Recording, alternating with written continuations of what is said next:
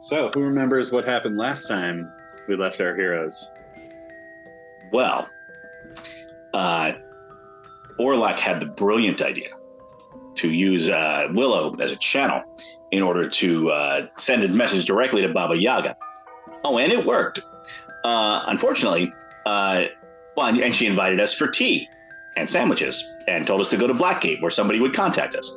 Unfortunately, the trauma of doing that sort of made Orlac leave somehow, and Mirgid, the dragon that was possessing his staff, took over his body and is very excited to be out and about the world again after 300 years. The party was not fond of this, really, except for moments of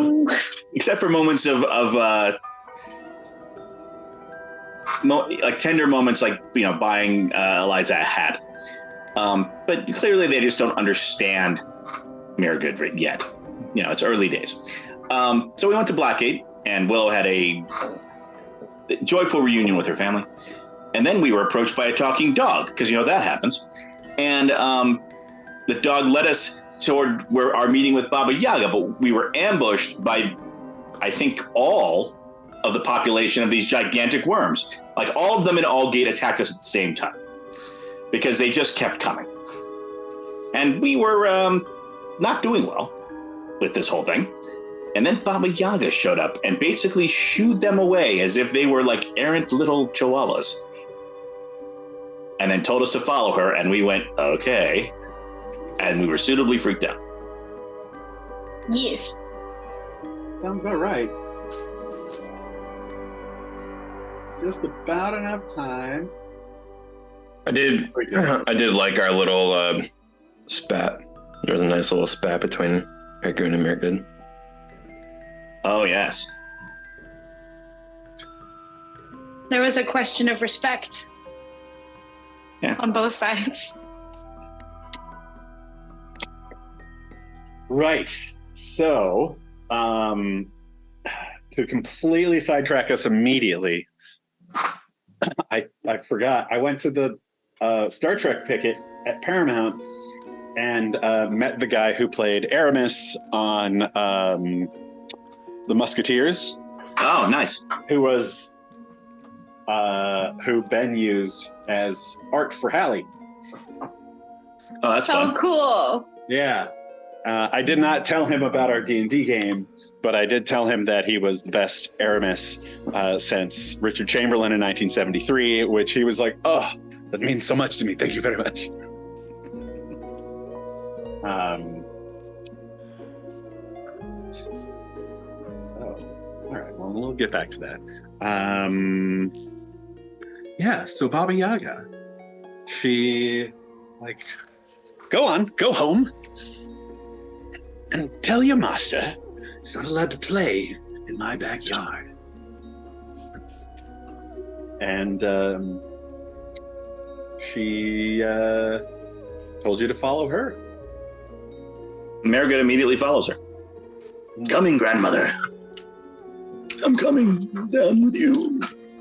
Forgotten what his voice sounds like.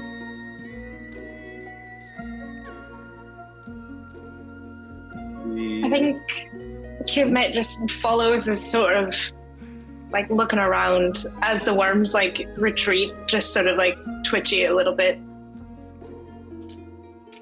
Yeah, Ergun's very much kind of like a grumbling kind of thing.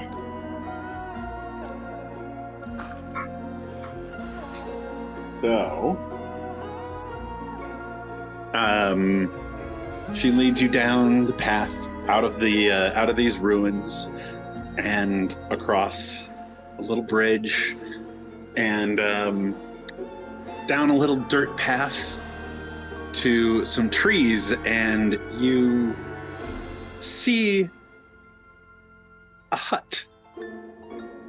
But it's about 10 feet above you. And there are these chicken legs, and it's kind of almost like it doesn't know what to do. It's kind of moving back and forth. And she goes, there now. Everything's all right. Come back down. And the hut just kind of cozies in. And she says, come in, why don't you?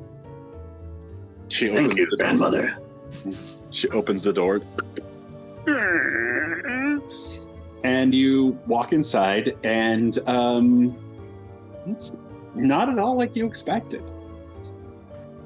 It is nice, big, plush couches. There are lots of plants growing all over things, but there aren't skulls and fly wings and all that sort of stuff all over in jars all over the place. It's actually pretty nice. You look out one of the windows. In fact, it's not even round like this hut is on the outside. It's almost like this cabin sort of space. And you look out of one window and you can see down a hill, and there's a lake. It's got a very nice view. And she goes into the kitchen, and she says, I've been making sandwiches for everyone for your arrival. And she comes out, she says, sit down. Merrigan sits in one of the big plush chairs and, thank you. As comfortable as always. She kind of stops for a second as you talk and looks up and looks at you and goes, oh, no. Dragon, what are you doing here? You're the wrong one. He's here somewhere. Yes, let's wake him up a little bit. Come. And she just kind of like comes a little bit closer to you, wiping her hands on her apron a little bit, and then just kind of like, come on. And you just see like Merrigan sort of goes, I don't get to have tea. Yeah. So Orlac looks up and goes, what's happened? Says, welcome. Sandwiches? And she has this like multi-tiered like tea set that's got different kinds of sandwiches. It says, I have peanut butter, cucumber, and some ham down at the bottom. Because I know our friend here likes bacon. And they're basically tiny little bacon sandwiches. I've missed something. You have missed a lot. Now you fill them in. I'll go get the tea. It seems to me that when you did the sending here, that you exerted lots of your energy and perhaps a bit that keeps Mergid away. And when you got tired, he got excited. And, made himself present. Really, the only thing you missed was you being missed.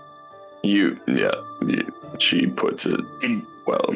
Did you question him about the early days of the Draken and what his whole process and why he chose to do what he did and how he chose to go through the ritual? Well, of course, and I wrote down notes about all of it, and we stuck in a book, but he made us promise not to tell you. And she just eats another bite of sandwich. Insight check. Ergen will try to be like, and like trying to interpret. Will remain silent. Make a deception check, Kismet. I got online dice tonight. Pray for me. Rolled a 26. Oh, good luck. Deception? Yeah. Nope. That would obviously fucking with you. I rolled a 3, but that's still a 12. But yeah, I rolled a 3. It was amusing, I suppose, in some circumstances, from a certain point of view. Trying to get Mirgid to talk about anything that Mirgid didn't already want to talk about was pretty much impossible. As I'm sure you know from your interactions with him. The Elder Dragon is of a singular focus. Hard to keep up with. I hope you showed him proper respect, Argoon. Did he burn anything down? You may not be welcome in Black Keep for a spell. Oh, they'll be fine once we annex it. Anyway, Yes, we did see some of the church there. She comes out now, and Willow's just kind of sitting there, like grabbed like a cucumber sandwich, and is eating it and looking around. And Baba Yaga comes out with like this. It's actually a teapot in the shape of a toad, but it's an actual teapot. It's not an actual toad. Yeah. This toad is full of boiling water. Yes. It's unhappy. And she says, careful now, it's hot. Yes, strange thing about that dragon. Seems like you have his essence in you. Oh, yes, here you go, darling. Thank you. You have his essence in you, not the actual full dragon as he was in the world. Yes, he was in the Crook of Ages that I received. Indeed. But he was known as one of the most...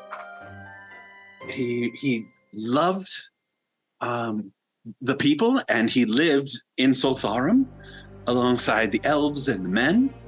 And he was a poet. He was a lover, a very well-known lover. In fact, it was love that led him to making the dragon that he had to give up.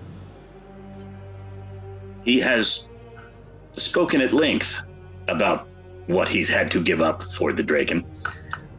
He doesn't seem to regret it, but he makes sure that I knew every single thing that he had to give up. I've heard the description of his hoard, every item in it, multiple times. Yes, you see, when he was a full-embodied person, he wasn't as obsessed with a hoard. He was obsessed with the actions of people. He was obsessed with love. He was obsessed with many things, but trinkets, not so much. Spending 300 years inside of a stick, perhaps that changes you. I think he lost a lot of himself that day. What remains in the crook is his purest essence of a dragon.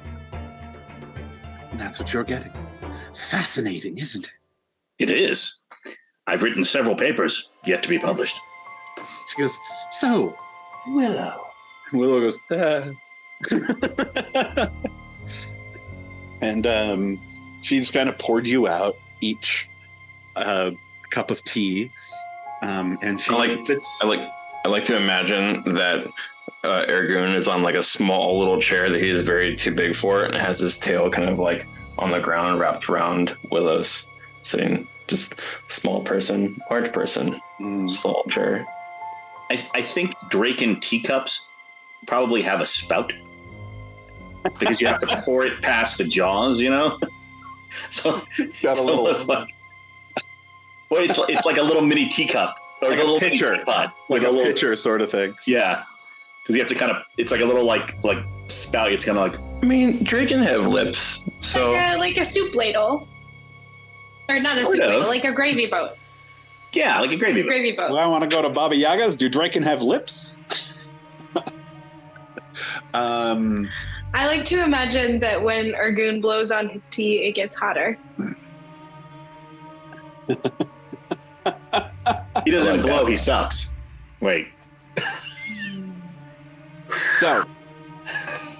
I would say no, that's Willow, but she's not here. You can't talk about her, but she's not here. Ounce. She's punching down. There will be a time mark for a yeah. She said, yeah, she kind of looks at Willow, who just does that, like, very, sort of thing, like, Emily teacup can't even thing. help it. And she's like, oh, it's good to see you, darling. Good to see you. Your family's doing well. We'll talk in a bit, but why don't we get to the business at hand? And then Her gaze kind of stares right at you, Kismet, like you can't help but feel cold at the core of your being. I love the fact that she didn't ask Willow if her family's doing well. She told her that the family's doing well. It's like, oh, okay. Mm-hmm. So, I suppose introductions are in order. Or maybe not. You know who I am, and I know who you are, Kismet. What brings you to my doorstep today? Well, grandmother, I probably should be more afraid of you than I am. And it's not that I don't respect you. Are only those on my bad side. You, darling, you're good. I know very well if you didn't want me alive, you'd simply unalive me, and that'd be that. So, I'm dealing with, I suppose, what you might think of as a pest. Rather large-scale pest in my world. And, well, I'm guessing I know you've had dealings with Ulorian in the past. Mm-hmm. And I have indeed. He came to me once upon a time. I'd like to know what they were. If you'd be so kind as to tell me. I know his and my histories and fates are intertwined in a somewhat bloody fashion. And I would piece together the tapestry of my past before I try to eradicate him. Mm-hmm. Did make a pact with him. But as part of the pact, I cannot speak upon the details of the pact.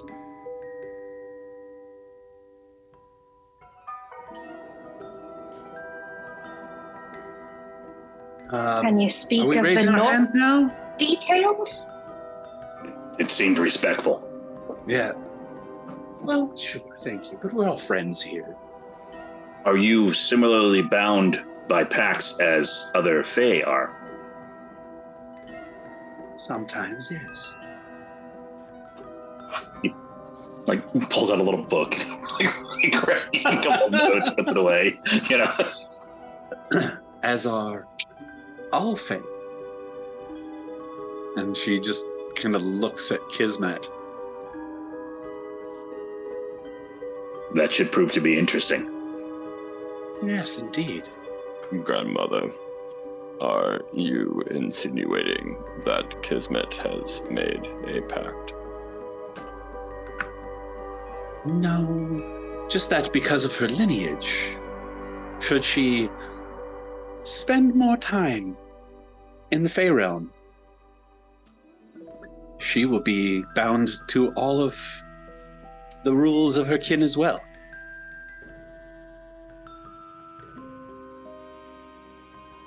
This makes sense.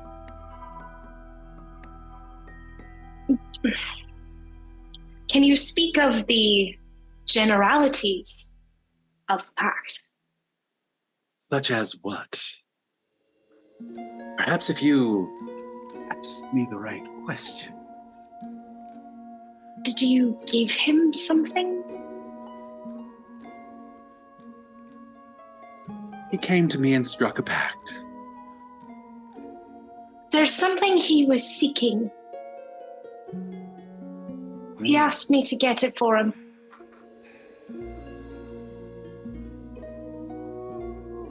Kismet, perhaps if Baba Yaga is bound by the pact and cannot speak of it, perhaps instead you should, or we should, entertain our own pact with Baba Yaga to get the thing that you want. I don't know how pacts work. Does one pact override another pact? Unclear. Darling, soon you'll know all about these pacts.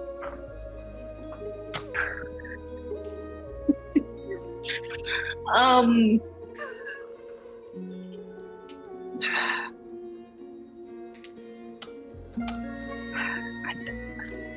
don't know what to do.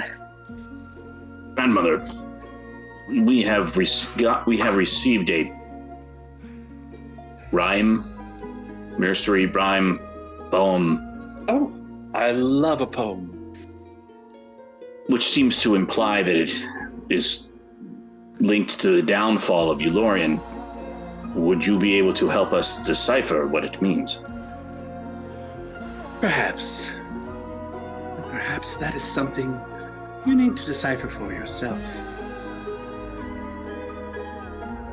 Out of character just for a second, I already told Brian, but I forgot to tell you two. I don't have any of my D&D stuff. So, like, I know I'm usually notes queen of like, oh, I have this, and it's word for word. Here's this thing from 2 years ago. I don't have any of that tonight. Let's make it up. We won't know the difference. Play about the So, like, I don't have the rhyme, but, like, Kismet would have the rhyme. And, like, I don't... Pretty sure I do. I'm I like, freaking out a little bit because I feel like I want to be looking at my notes so bad. I feel you. There. Let's see. Where is it? I just saw it. Ah, yes. Inka Dinka Balinka. Here, wait, I'm gonna... Maybe put it in chat. Didn't you send it to us somewhere? I think it was in It may have been in Zoom chat, though. Oh, for fuck's sake. Boom, Zoom chat. Thank you. Mm-hmm. Yes. It said there was a bit about a pie. or like hands over his book where he wrote it down and hands it to Baba Yaga. She kind of pulls out. There was a bit about a pie and it being made by you or with something from you. Right, so he made me a pact. He made a pact with me. I think the pie is referring to a situation, not to actually a pie. Metaphor. Indeed. What was he trying to convince them of?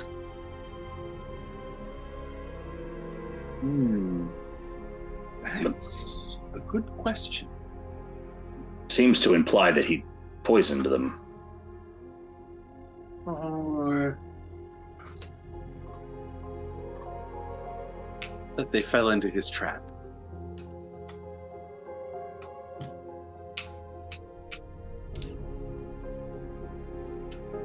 Is Ulorian the reason the courts turned on each other? Somewhat. Courts have always had a bit of the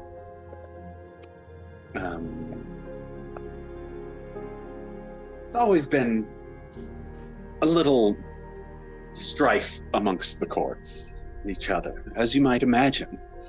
Each one vying for dominance. The autumn court, the spring courts, are often, as they are combinations of the two times, they are often the cooling factor when tempers get hot. And with Ulorian in charge, he is not so keen on cooling anything off. Cooling anything off. He enjoys the chaos of it all. Would we be able to gather allies from the other courts against him? Possibly. We do not know who sits on the other courts. Their names are not known to us. I would imagine you know them, though. Yes. I do. You know what? I need an army. I can't fight him by myself. Maybe you do. Maybe you don't. Maybe you've already made the connections that you need. Have you not spent the last year or so making friends, gathering allies, proving on this plane? Indeed.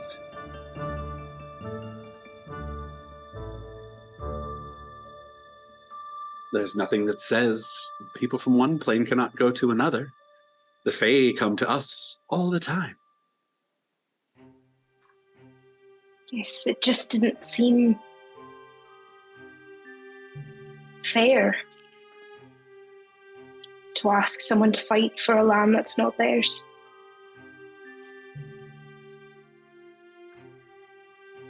But I suppose that's what I've been doing my whole life. I just didn't know it.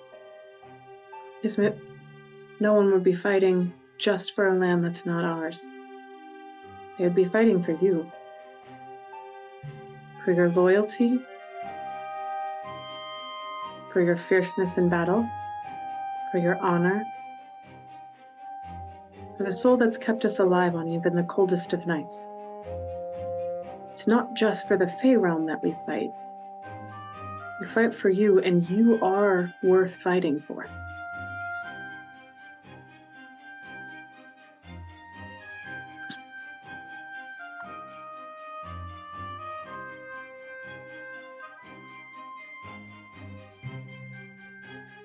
Don't know what to do. I'm plagued with indecision. I am frozen for all of the many options that sit before me.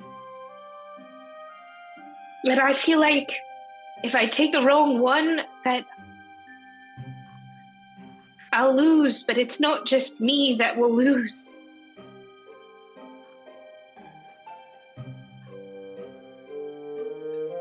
I'm afraid, Grandmother. I know you, Bob. I know. And you have every right to feel this way.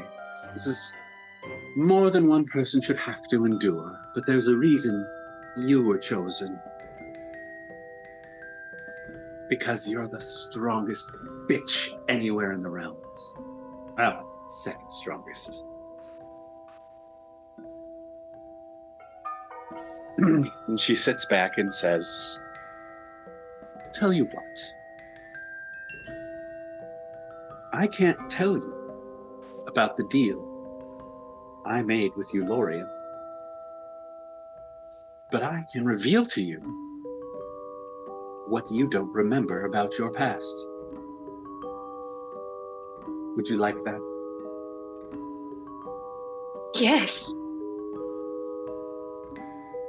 She's takes like a puff off of the pipe that she's got. She's got like a teacup and a pipe, and she goes, very well.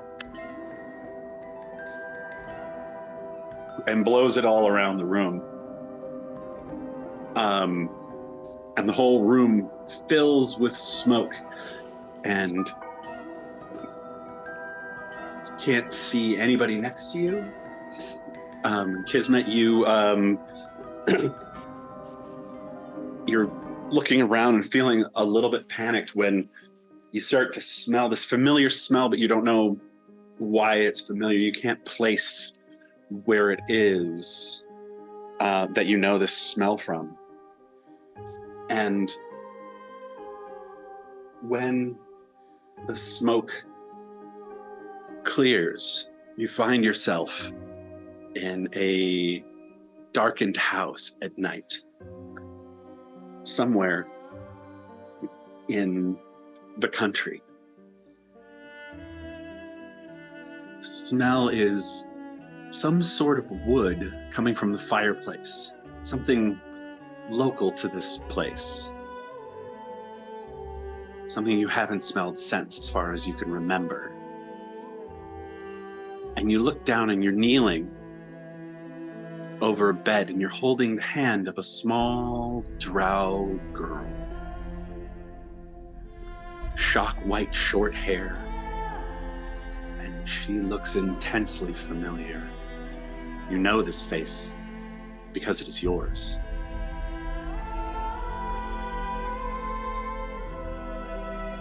But her features more angular, her ears longer. And you lift your hand to your own ears to see if they're what you remember them being like, and are shocked by your own alabaster white skin. And that's the first memory that fixes itself. Your mother had white skin, just like the Fae for the Winter Court, with a little blue tinge. You remember the smell of her makeup that is in your nose right now as she put it on in the morning?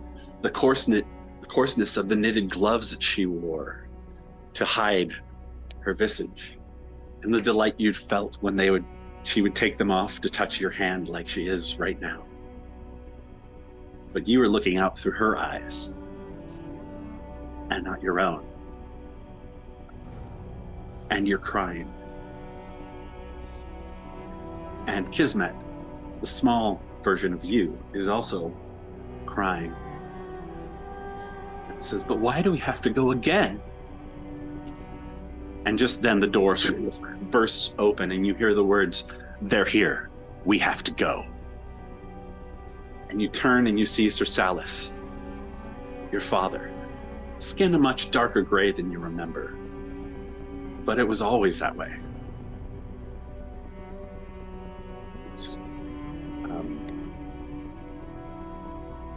And he says, come on, Kismet, let's go. And he ushers you out of the room and into the house where there are 3 more of your family members. Brian, do you want to tell us who you are and how you're related to Kismet? Well, you've always known this drow as Uncle Peren. He has a much longer name, but you've never really been able to pronounce the whole thing. So he's always been Uncle Peren. He's been a jovial protector. You know, he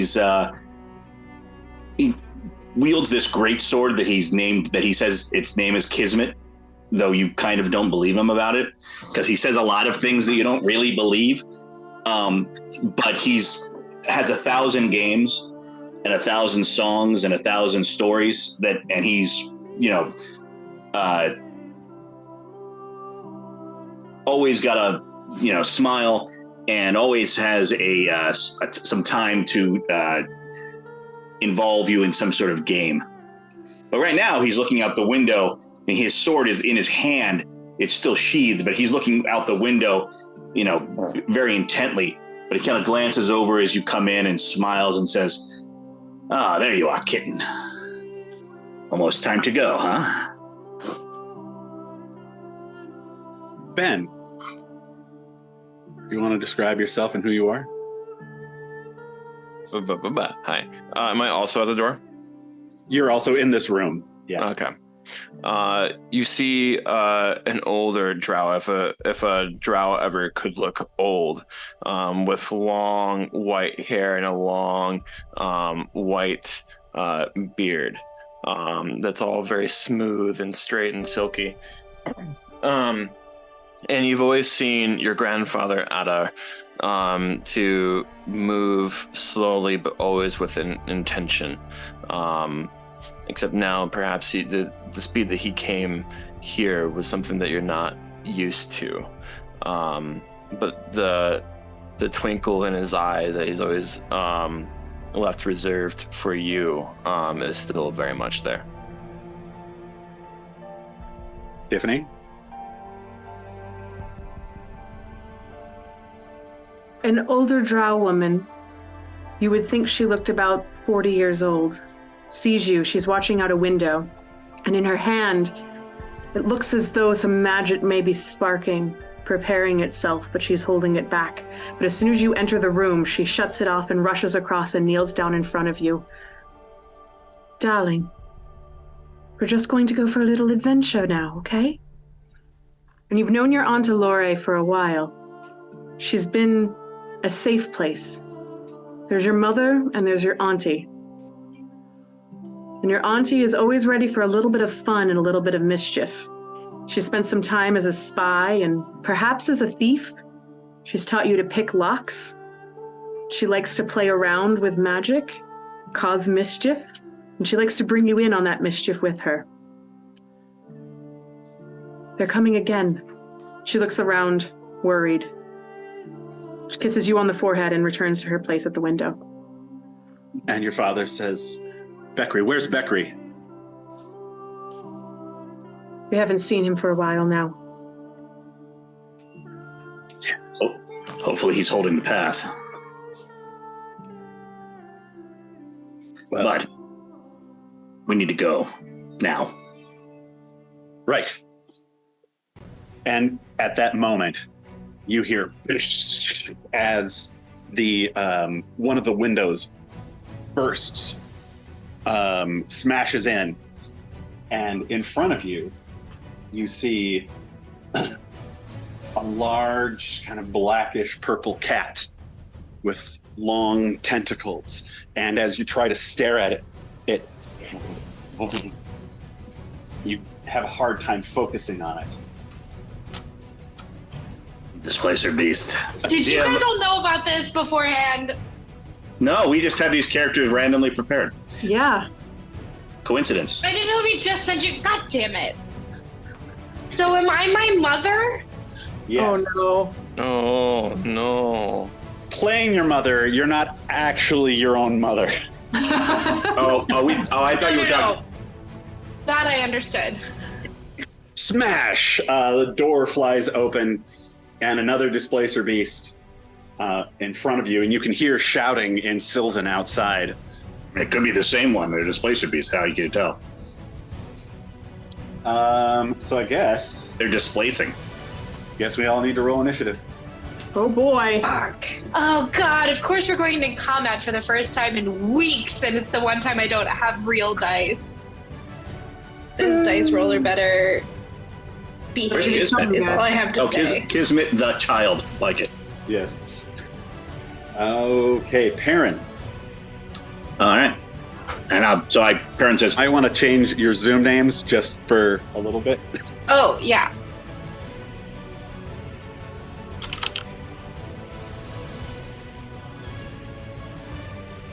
so Peren goes, protect the child.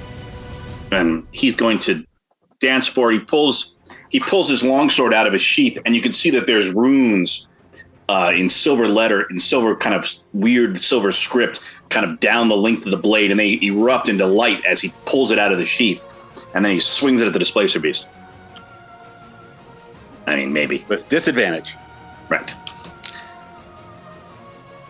It's disadvantage.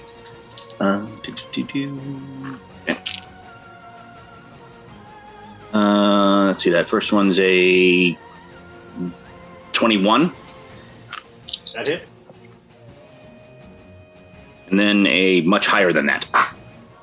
Also good. All right, so I'm going to do sneak attack on that first hit. Let's be this and this, and then these two. Ease. And then, as a bonus action, as his... no, actually, he's not going to do that. Just do this.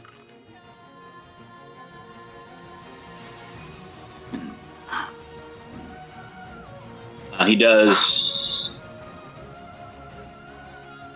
50 points of damage. 50? 50. And then as a bonus action, I disengage. and I step back to here to protect Kismet. Okay, Uncle Rogue. And so he comes back over, like kind of like flicking the blood off the blade. And as I come to stand next to you, I lean, like you kind of look up, and I look down at you, and then I wink, and kind of give you a cocky grin. All right, Kismet, your dad pulls out these like just the most vicious looking knives that you could possibly think of, and just goes and just like keeps kind of pulling them out of like folds in his robe or in his outfit. Yeah, just and 3 of them just sink into this displacer beast, because now nobody has disadvantage on this particular one. Put these little symbols on them to remind myself if they were still displacing. I'm always displacing. Always be displacing. Miofene, that is you. You're just playing regular old Kismet character sheet, so go for it. Okay, that's what I thought. I was like, does she play like me? She had my swords. I think she plays like me. Cool. And just for my own brain, because it's going insane with Kismet lore right now, these are my Kismet's father's family. These are the drow who became your family as a child, after you fled the Feywild. Okay. And they were also like Daddy Dearest was alive. Okay. I'm figuring out this timeline, y'all. They kind of started out as your protectors, and over the course of 5 years, like you all became like family, and mostly because of Kismet, because you just kind of adopted all of them and refused to. It's like the Americans, you know, like you don't. Be beaten. It's like the TV show The Americans. You don't plan to be, you just pretend to be a family, and then you end up becoming a family. That's right. Yeah. Okay. All right. Auntie, uncle, and grandpa. Pop.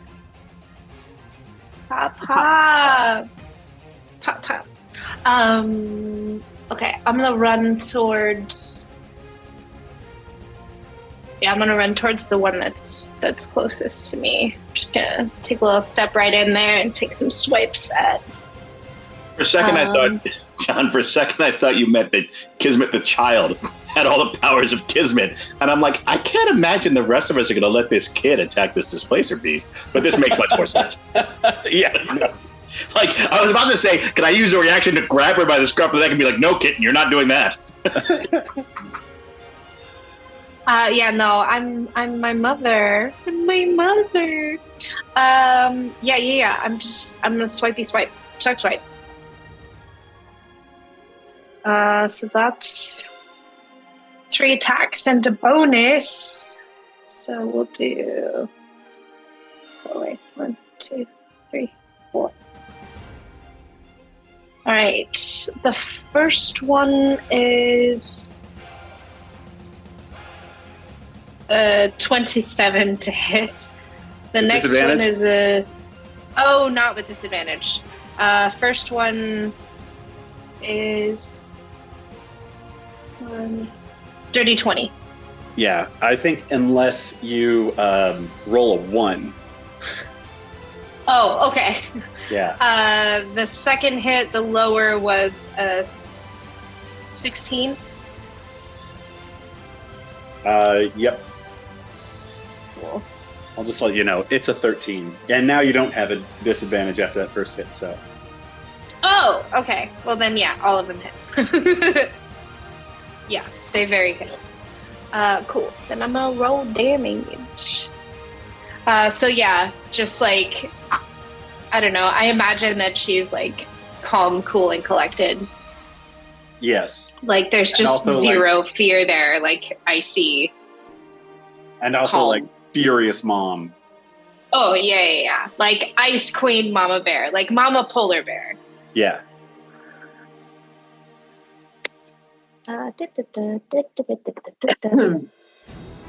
Eights, D8s. I hate not having real dice.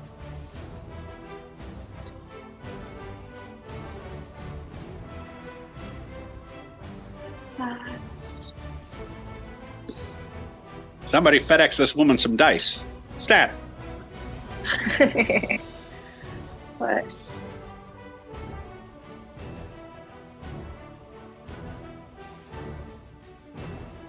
Combined is a total of 69 damage. Yeah, nice. You just cutting the shit out of this thing. And she will bonus action disengage. Oh wait, no, I used my bonus action to do my extra attack. Never mind. Right. No, I didn't. Yes, I did. Just kidding. Yeah. Addar. Stay there. If Miofene's done. She's done. Does she talk like me? I'm so invested, you guys. I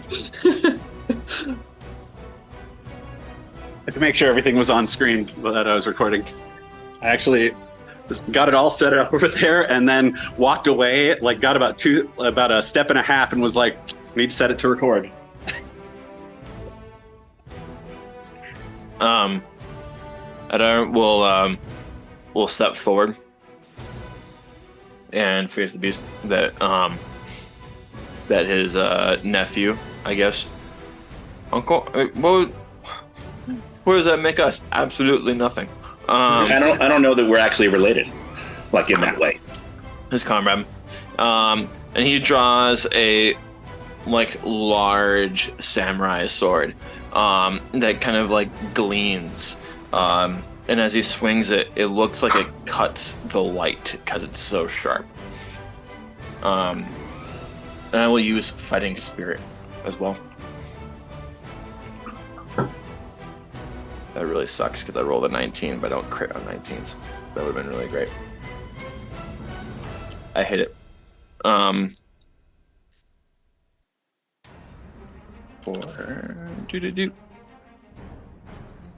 Not used to you. How much damage do you do? First attack is 14 damage.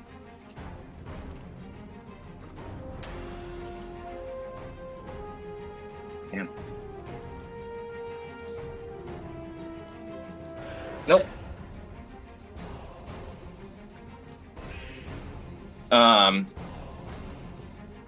Second attack is 17 damage. How much was the first one? 14. You just... And between the two of you, this thing, or the three of you, this thing's... It's missing a leg. It's just about ready to die. I think I attacked a different one than he did. Yeah, you attacked the one on the other side. That Brian attacked. He attacked the same one that I attacked. And also your father. Oh, gotcha. Those are the three people in question. Olorae. So standing from where Olorae is, you see fire start to gather in her hands. And I am going to use my font of magic to twin this spell. And so I am going to cast, 1 second, there it is. Solitary fireball, one from each hand. So from each hand blooms 2 fireballs, but they are cast directly in both directions at these cat creatures, targeting them and no one else around them. With, if they succeed, let's see, 6d6 damage.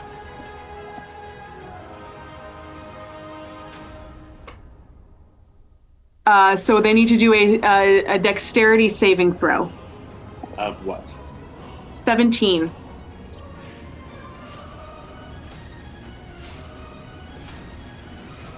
No. Excellent. Okay. So the first one gets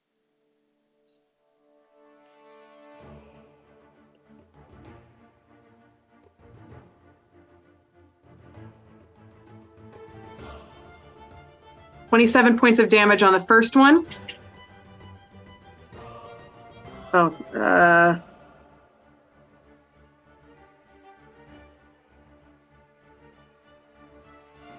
15 points of damage on the second one. and they both boom go up in flames.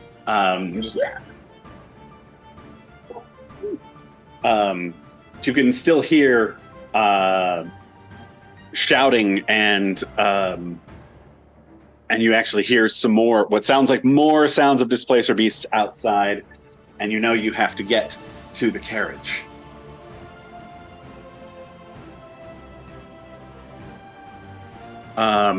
In fact, Miofene / Kismet, you know that you have been being tracked by this guy for 5 years. You've been with these drow who have been trying to keep your cover safe, but for some reason he keeps finding you, tracking you down, and you keep having to move homes, and usually you're one step ahead of him, but something happened that you don't know, you're not exactly sure what. All you know is that one of your cousins is missing.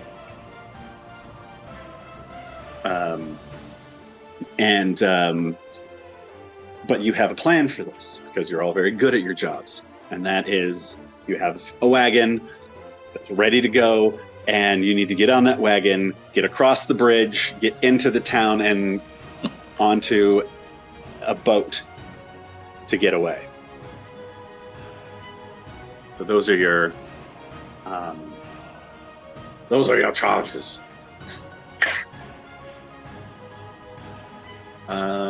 Are you ready? Grab her. She sort of is gesturing at Cersallis? Cersallis? How do I say his name? Sure. Or Dad. Cersallis. And you could call him Honey. Cersallis? Mm-hmm. Saris, grab her. I'll make sure the coast is clear. And she hops over the benches and things and heads to the door. Lady, wait. And I'm gonna look out the door. Well, as you start to go past, I go, Lady, wait. You must protect the child. It is our task to guard you. Well, I figured my husband could do that, like being a team and all. I'm assuming that she's a better fighter out of the two, given what I know of their history. Yeah. That it would make sense to me that he would carry Kismet. Oh, you mean between her and your father? Yeah. Yeah, possibly. Back door. So we're still in initiative? Yeah, let's keep an initiative order for now. Oh, okay, then I won't move. So the which direction do we hear the foes coming from?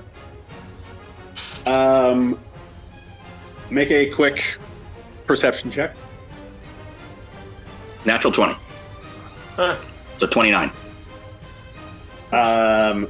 You can hear them behind the house. You can actually hear some arrows and stuff hitting the windows, but you've reinforced them. They're not enough to stop a displacer beast, apparently. But they've got like these shield spells on them, so that somebody can't just and snipe somebody out. And so the arrows are kind of punking off of them. But you know that there are some to the north and some to the south, and probably some on either end. You're going to have to fight your way out of this. Which way is the carriage? Southwest. Okay. If you look, you can see it on the map. Oh, okay.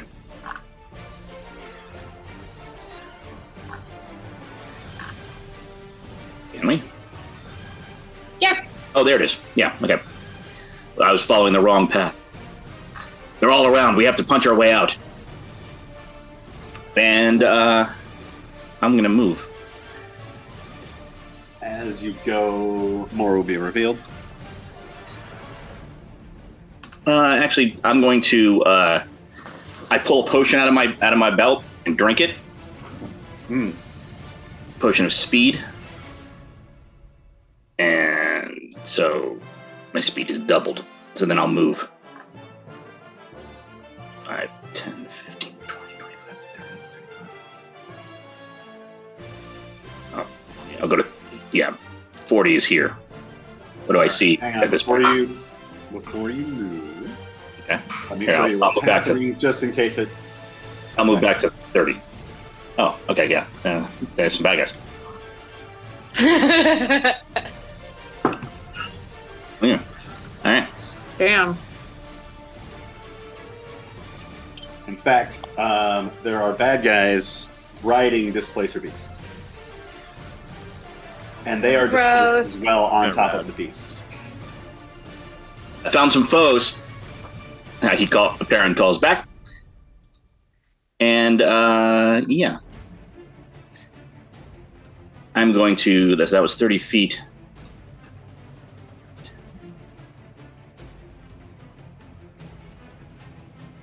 I'm going to dart into this underbrush over here, Uh-huh. or just behind this tree. And I'm going to use my bonus action to hide. So I can jump out at There them. you are. So I can jump out at them and surprise later. Aha! Yeah, you are, Uncle Rogue. I got, oh my god. So I have advantage on this check. 2 natural 20s. Oh my god. Wow. Can you share those with me, please? Yeah, because you. I'm going to give one to Ben. Oh, that reminds me. You have a group 3 inspirations. Okay.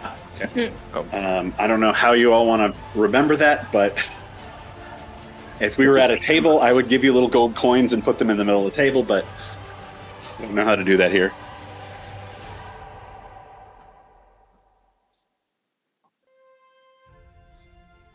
All right. That's it for me. I'm hiding.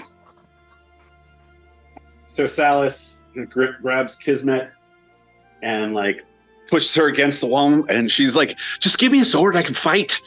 It's like, I know you can fight, but you're not going to. Not having this conversation with you. Not until you're older. You're not going to use your action, Brian? My action was to drink the potion. Oh, that's a bonus action. If you well, yeah, you can use bonus, or Yeah, you have a second action because you just took a potion of speed. Oh, yeah. Then I will do a thing. I'm going to. Oh, okay. I cast darkness. Oh. Like when I was over here, I cast darkness in a whatever the radius this is, 15-foot radius sphere, starting here. You wanna do that? Yeah, let me find the thing here. If you hold down Shift, it'll stay.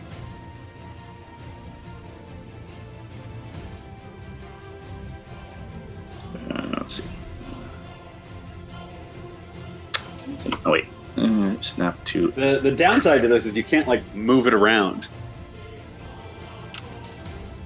I can always grab the sphere. There it is. Okay. How do I fucking delete things? There's a on the little box that popped up when you did it. There's a little trash can thing. I got you. There we go. All right, so there. I Those should people know cast how to do these things. Cool. So that's darkness. Kismet's holding her action to move with her dad. Miofene!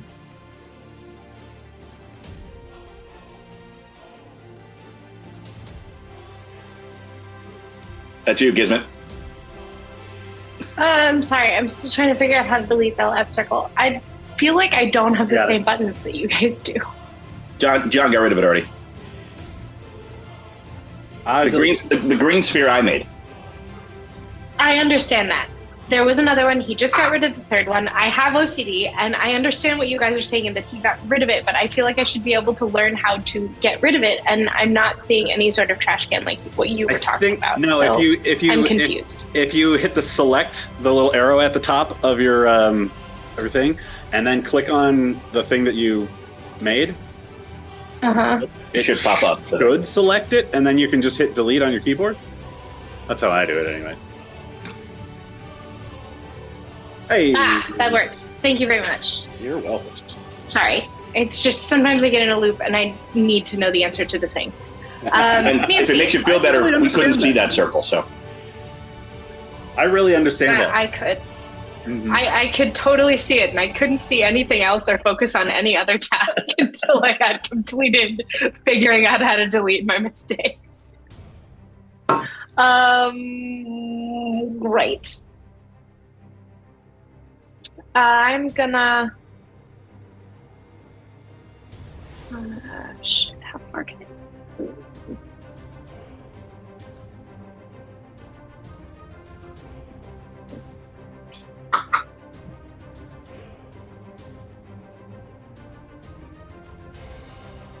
Yeah, I'm just gonna run in front of Kismet and Cersallis. Why won't you let me move? Move! There we go. Sorry, trackpad issues. Alright, yeah, I'm gonna move and I guess hold my action to attack anything that comes out of the darkness. Got it. All right. The warriors. One of them comes out of the darkness. And actually, there's two of them. One of them is going to be next to you.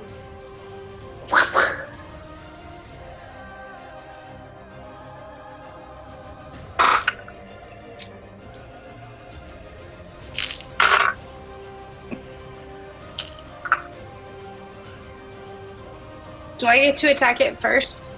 Or does it attack me first? You get to attack them first. If you want to. Okay. Because it's been a while. I can't remember. I believe we played where you told us that when we hold our action, like if I get 3 attacks on my action, I get those attacks when I hold it. Correct. Sweet. Do I have disadvantage on any of these? No. Great. First 2 hits are 21. Third hit is 15.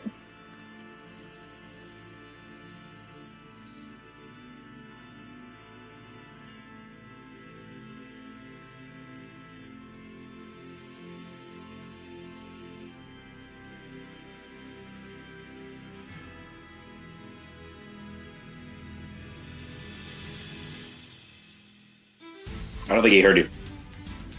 Oh, did you have a question for me? Oh, yeah. I mean, I did my hits. The first 2 hits were 21s, and the second one was a 15. Or the third one was a 15. Okay, cool. So 2 hits. That is 31 points of damage total.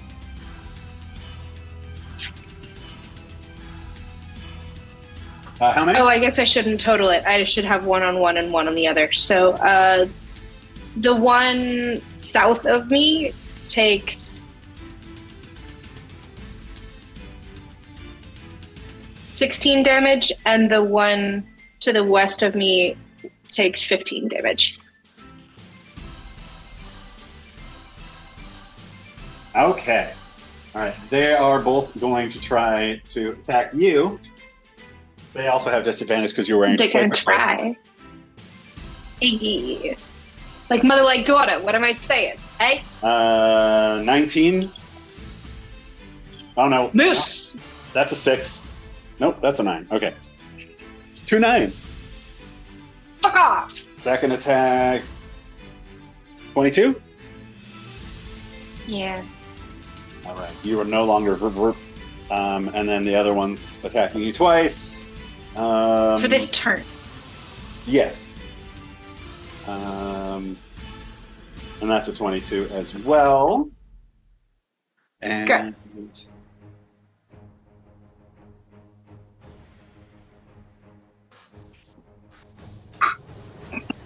All right. Yeah, it comes down, and they both are kind of smashing at you, taking 30 points of damage total. I just realized I need to reset my hit points because You can give she's yourself not at 85 hit points. a rest.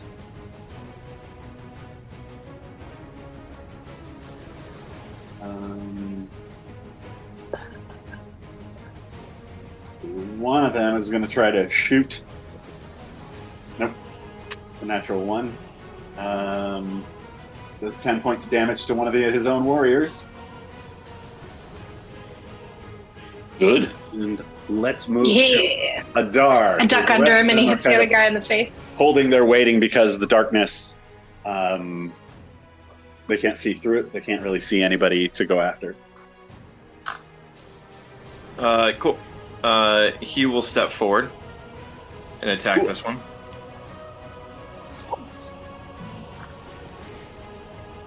He will hit it.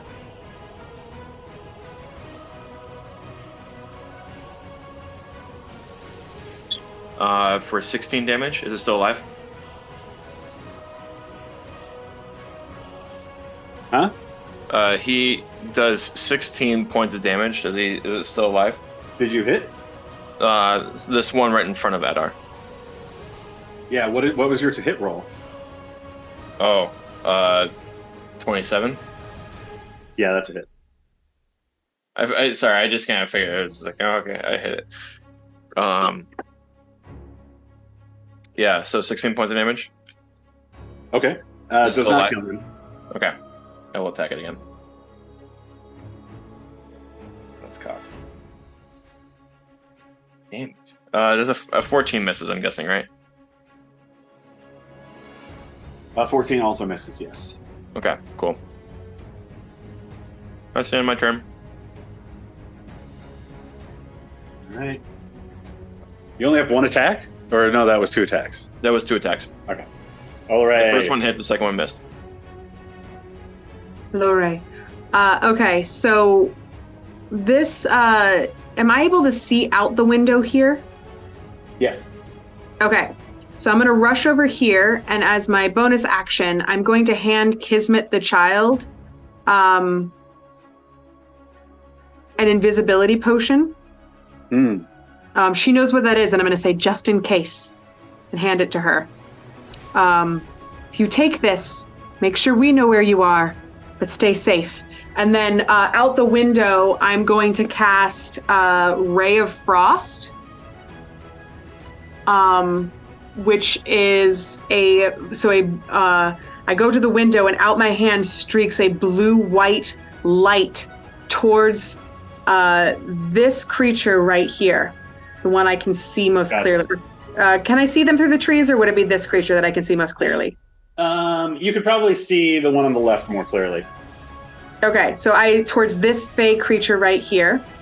And so I'm going to make a ranged spell attack. Does a 24 hit?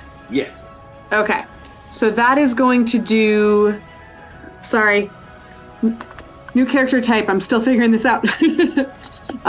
2d8 of damage. So that's going to be plus 5 for my white dragon history. So that's going to be 6, 7, 8, 9, 10, 11 points of damage 11 points of damage. All for the right. cantrip. Come on. Oh, it's underneath the little 15-foot thingy. Sorry, how much was it again?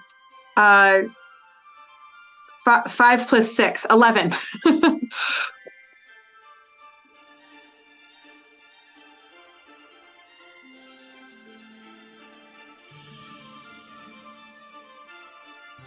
Hey, Tiff, even on a spell, a natural 1 is still a natural 1. Yes. I know. Okay. I didn't get a 1. When did I get a 1? I'm just looking at the thing on roll 20. Oh, sorry. I'm just casting those to say this is the one I'm casting, so you guys get information about it. I did all of You're that. actually rolling. I'm actually rolling, yeah. Sorry. Yeah, I didn't want to get pegged by your Ray of Frost. And it's -10 to their... Yes, Okay. so it is a their speed is reduced by 10 feet until the start of my next turn. Gotcha. Displacer beasts are dead. Peren. Okay. I'm going to try to move silently and get over to here to attack this thing without it seeing me. Actually, I don't even think I need to do that. I'm just going to run up and I'm going to go up and attack the Fey Warrior. You're already stealthing. Yeah, you got it. You rolled a natural 20 for your stealth. You got this. Okay. He rolled 2. 2 natural 20s. Yeah.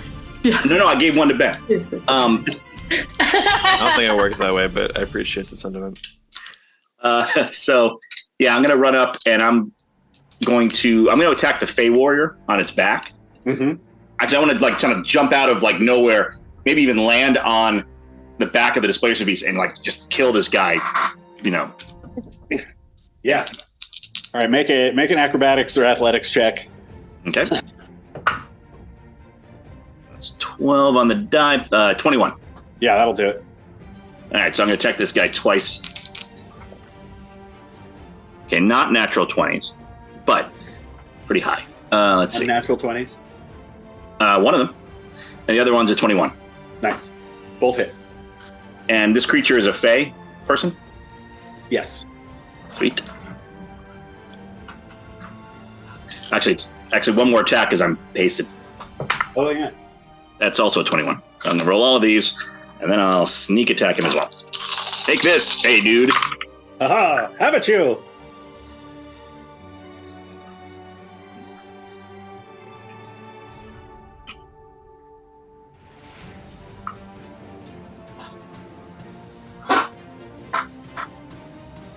Uh, 75 points of damage.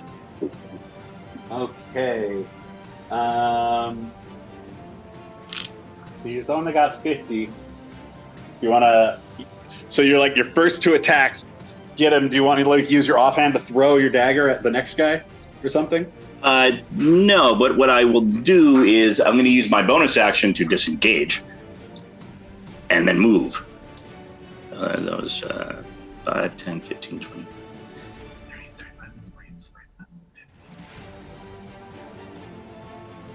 Actually, I'll move back. I'm going to move over to here. To that guy. And I'm going to run up and go, 1 down. Watch 1. Well, it's the dead one. Come on, Addar. How many have you killed so far? I've got 2. Just quiet. Addar's focused. I know. That's why I'm saying it. I always try to get him to talk during battle, and it never works.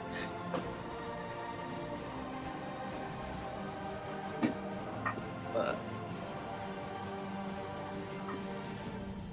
right, that's 2 hits. Cersallis comes out with a couple of daggers and just drives one through this Fey heroine's helmet and killing her.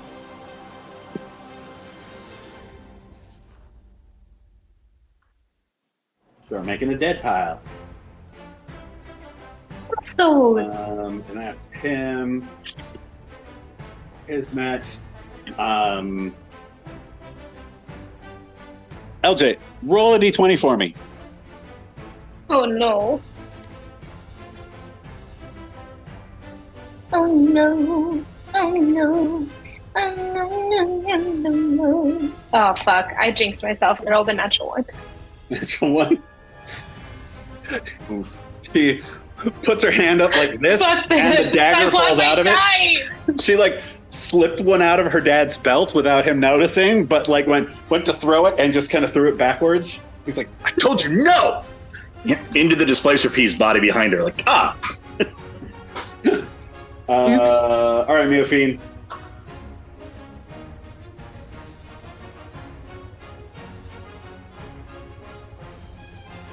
Kismet. LJ, that's you. Oh, right. Sorry. I was like, we just did me. I'm Kismet. All right. Come on, focus, Miofene. You've got this. I'm gonna do these hits one. That doesn't sound like a time. drow. Come on, Miofene, you've got this. The one in front of me to hit would be 27. That's a hit.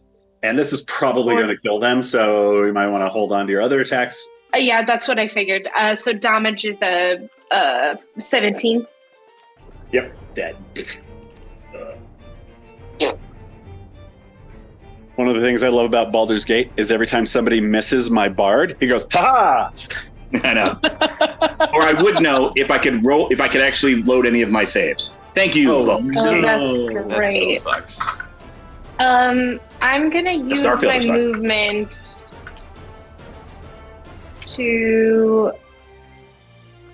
1, 2, 3, 4, 5, 6. Yeah, I can just skirt around the darkness to get here, knowing that there's more around, like the darkness. certainly And saw I'm them. gonna take my other attacks against those two fuckers. So yeah, I imagine she's like pretty fucking dope.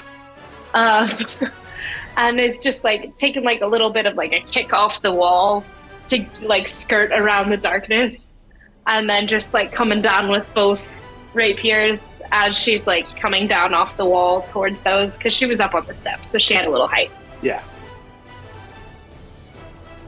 Just seeing a displacer beast and going for it. So these are at disadvantage. Correct. Just the first one, anyway.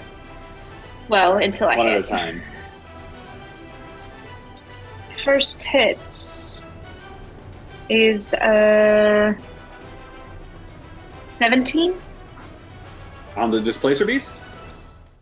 Yeah, Or on the person? on the displacer beast. Hit! Hey! And that's gonna do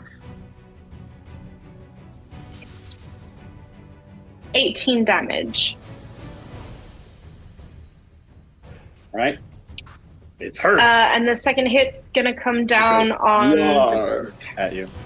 Is the person still displacing if I messed up the beast's thing? No. Cool. Yeah, then the second hit's gonna be on the person. Second hit is 21. 21 hits. And that's gonna be 16 damage on the Actually, face. pulls part of this leaf armor off of their face, showing this like pale, actually it's kind of brownish, fey face underneath. And I think she just like, as she sees the face and she sees the eyes, I think she just like fills with rage again and just goes, "You wrong yourself," and like takes the last swing at the fae.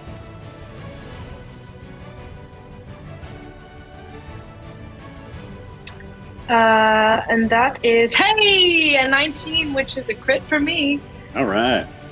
It's not going to matter then. This thing is dead. It's got 9 hit points left. But you can roll if Oh, you great. I mean, I don't have to. I want to, but I won't. It's fine. But yeah, she just says, like, "You wrong yourself," and, like, takes the final swipe and just... And as you, like, kind of slice it through its face, and, like, blood gouts from it, your sword comes down and cuts the Displacer Beast as well. It's Fuck yeah. still alive, but very hurt. Anything else? I think that's all of my attacks, which was also my bonus action, and I used my whole movement. So, yep, that's it. Alrighty. That's how a turn works. This is how a turn works. Blank, blank, bink, blank. This is how a turn works. That's one to grow on. All right, so John, as that creature moves into my threatened area, I'm going to use one of my superiority dice and use my brace maneuver. So I need to roll a Brian, d8. we know you're superior. We don't need you to get special dice about it, okay? Oh yeah, no, I get special dice. So I'm going to roll this, and I get to do one attack as it comes in. Nice. So, I have to make the attack roll. Does a 22 hit? Yeah. Oh, which one came first? The Displacer Beast, probably? The chicken. It's the guy riding the Displacer Beast. He was in front of the Displacer Beast? Yeah, just the alone Displacer Beast came second. You can do either one. Okay, yeah, I'm just like, okay, yeah, so I guess I'll attack the Pagan. All right, so that's a hit. Doesn't matter who came second as long as everybody came. It's like we're on the same page on this one. Thank you.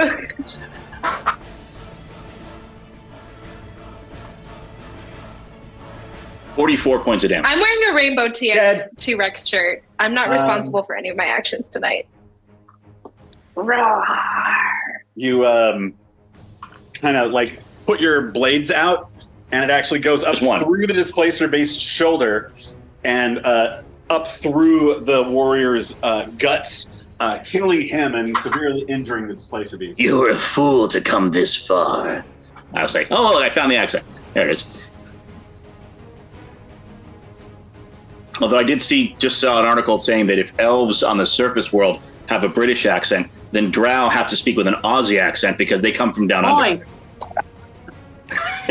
That's right, mate. Why? No. I'm going to call this monster Bruce just to avoid confusion. The Fey Warriors haven't gone yet. So we've got Displacer Beast on... Ew, nobody likes them. Cersallis. Miss. Displacer Beast? I barely know her. You Displacer, you brought her. Sorry. That was so bad. I'll displace your mother. That's a hit on Addar. Whoa. Focus, people. This is Kismet's story. Kismet, focus, Kismet. That's what chat's for.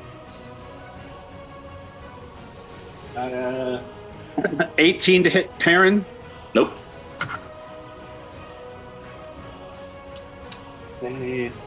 Oh, right. Second. Thank you, good armor. That's a 13. That's definitely not going to hit.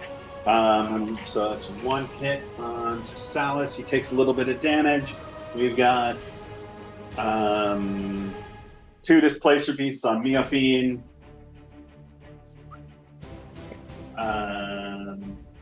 That one misses because you're vibrating again, right? LJ? Yes, I am. 19? I think misses, right? Misses. And then the Got that sweet 20, baby. 3 misses. Or wait. Yep. Nothing but whiffs. All right. You see, Miofene, you see one of them is running with their sword out toward your horses. Oh no. No.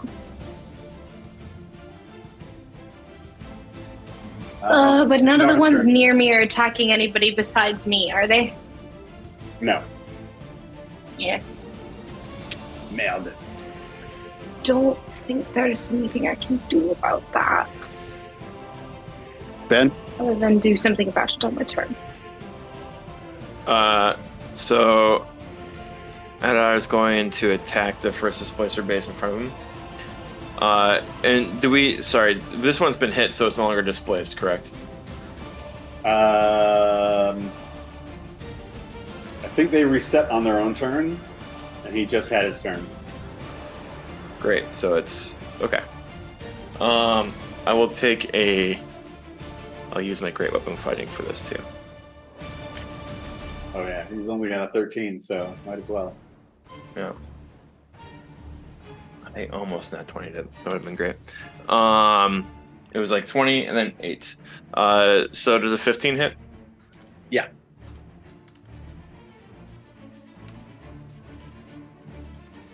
$25 damage to it. We're looking real hurt. I'm gonna attack it again.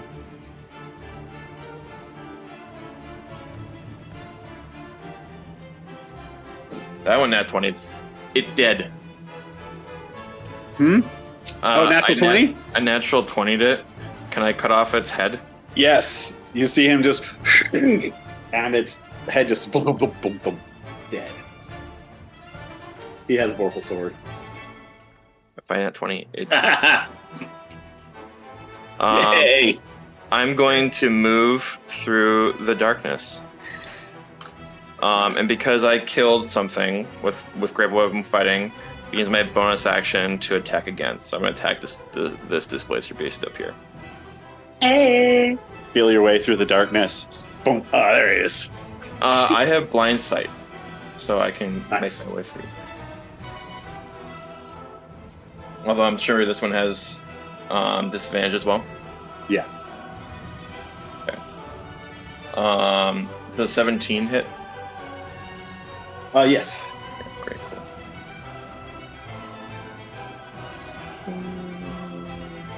16 damage. Oops. Sorry. It is. I made the square going.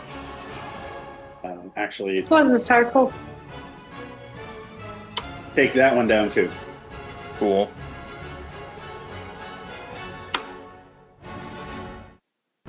That'd be my turn. Alrighty. Any more movement or anything?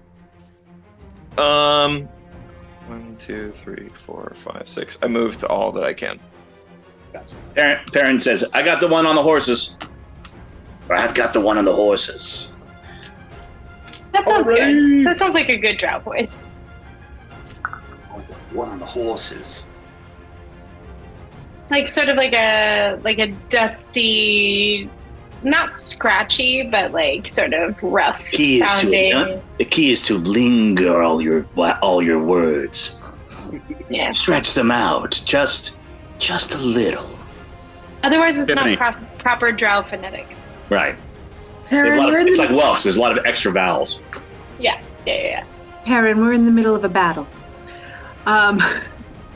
It's never too late or too early to learn. Well, let's keep her alive first. So I'm going to cast Far Step and teleport outside to here. And then immediately, Olorae kneels down. She spits in her hand and grabs a pinch of dirt, claps her hands together, and casts Ice Knife on this guy right here. So That's an ice knife. it's an ice knife.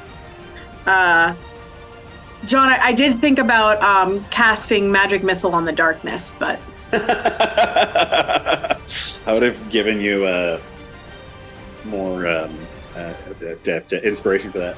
I don't know. I don't know if you get the dollar now though, Tiffany, because you were supposed to do it immediately, and sorry, So, I forgot. Okay, so I'm going to cast Ice Knife on this guy.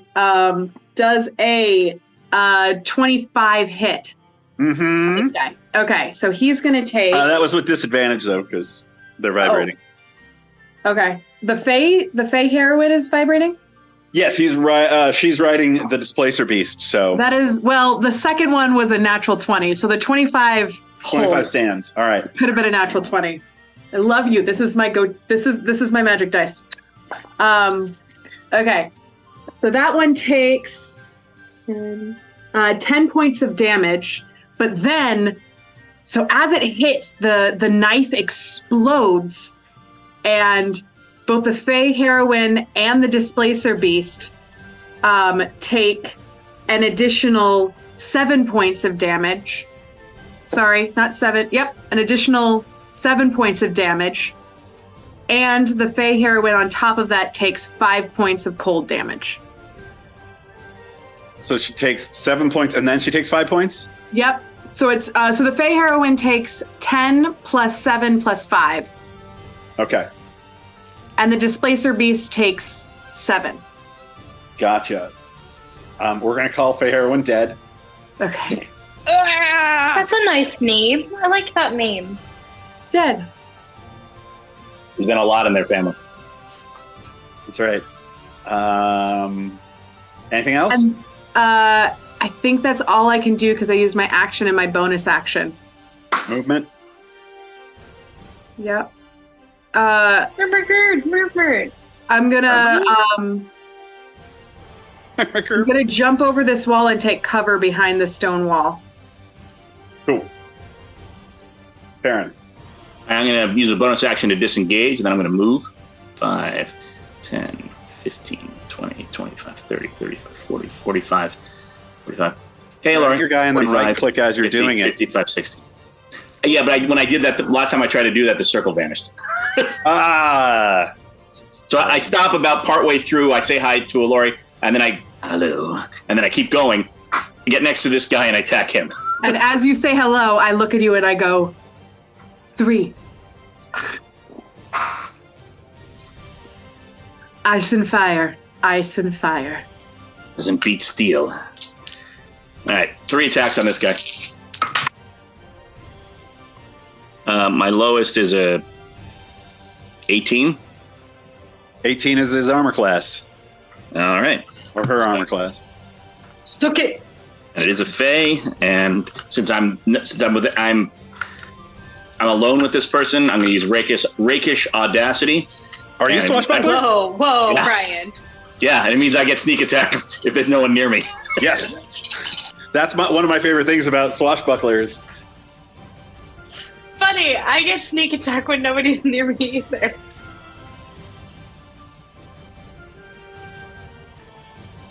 I'm so alone.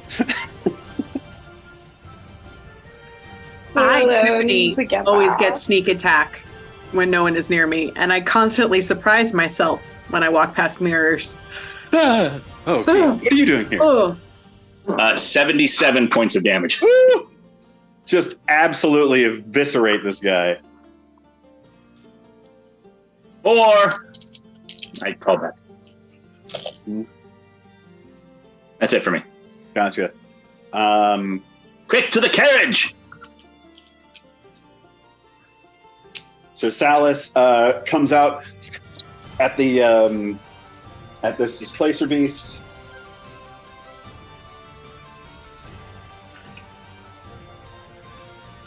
Yeah, it's done. Can I drop the darkness? Yep. I don't know, can you? That was a question. It was honestly a question. I have no idea. And then he and Kismet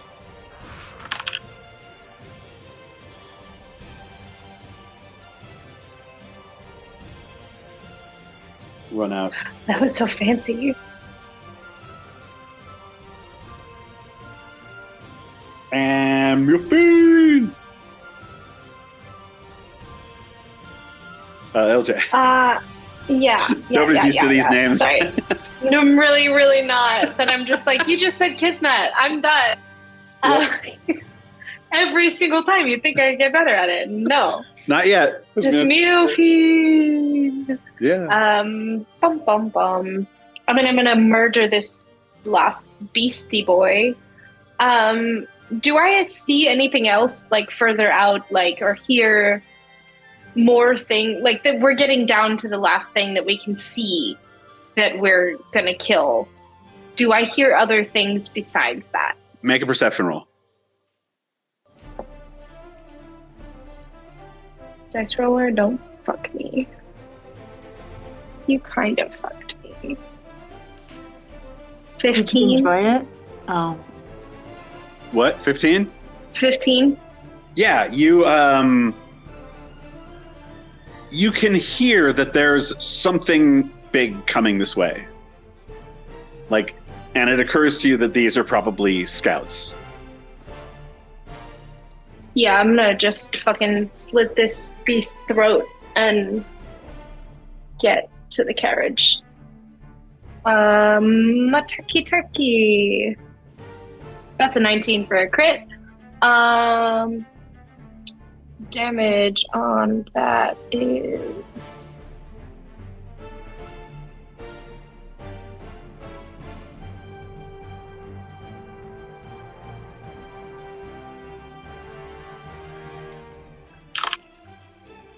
26 damage to that Displacer beast.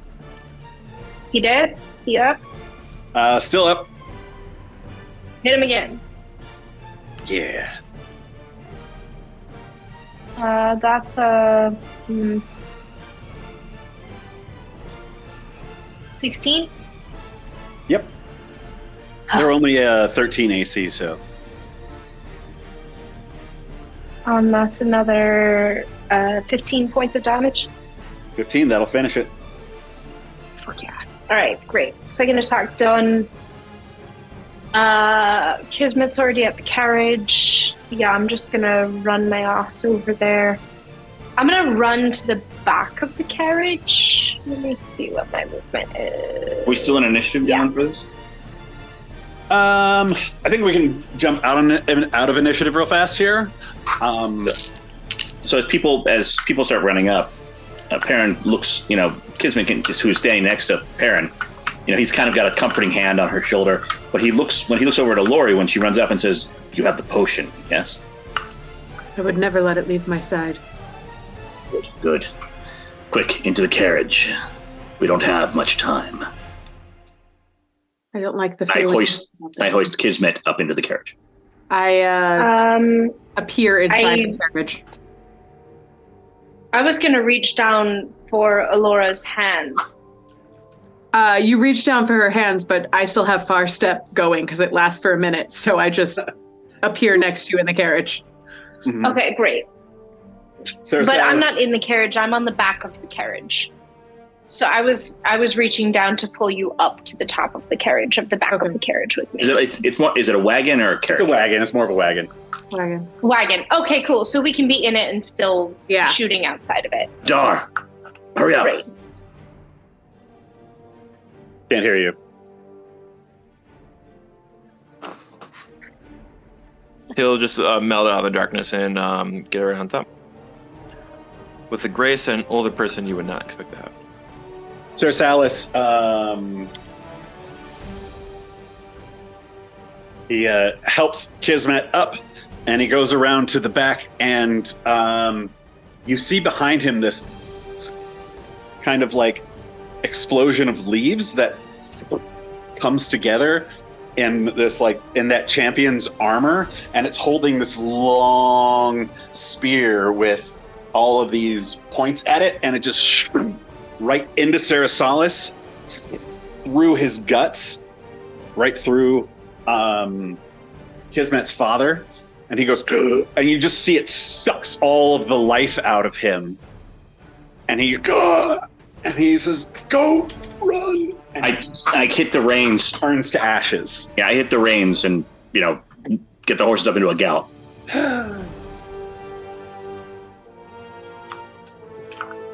Like dead ashes? Like just Yeah. gone ashes? Mm-hmm. He says, you hear Ulorian's voice coming from this person saying, "You can run, but I'll catch you." If we can help it, You can catch us, but we'll kill you. let's perhaps not taunt the very powerful being. Let's get away. And then you see the spear come back in his hand as you go around a turn. We have to make to the bridge. The rest of you some of you saw behind there are more Fae coming, and they're riding Owlbears now. So we only heard Ulorian, we can't see him. Did we hear him in our heads? No, you or saw did we him. hear him in... You saw I him? saw him. Yeah, there was a puff of leaves, and they coalesced in that champion's armor, like the stuff that you wear. And he had this long spear, and he chucked it at your dad, and then it sucked all of the life from him, and he fell apart. Can I grab the spear? It disappeared and appeared back in his hand. Besides which, I don't think Dad was even in the wagon. He was wasn't next in to the the wagon, wagon. and I hit the reins immediately, and we took off. Yeah, you kind of grabbed his hand, and it fell apart in your own. John, how many times are you gonna make me live through my parents' deaths? How many more games do we have? Have you ever seen Clue? The end of Clue, or like that's how it could have happened. But how about this? Yeah. There's 3 different endings. So I'm just, I got the wagon moving as fast as those horses will go. Go! I'm going. You all just go breakneck speed down this, and you've ridden this a couple of dozen times in the last few months you've been here. Miofene, you know that the potion they were talking about earlier is something you've been working on for the past 6 months, and something you hoped that you would never, ever have to use. But it is the only way that you think you can protect your daughter. If We'll get across the Hamur and to the docks. We can get on a boat. Fae aren't great over water. As we're going, I will pull the potion out because I've been holding it and protecting it, and I'll look at Miofene and I'll hand it to her, and I'll say, I think we're getting close to time. Guard this. It is the only way. Wait, hold on. She has an accent. I think we're getting close to time. Guard this. It is the only way. We can still make it. We can still make it. This potion will alter and erase many of your daughters, many of Kismet's memories.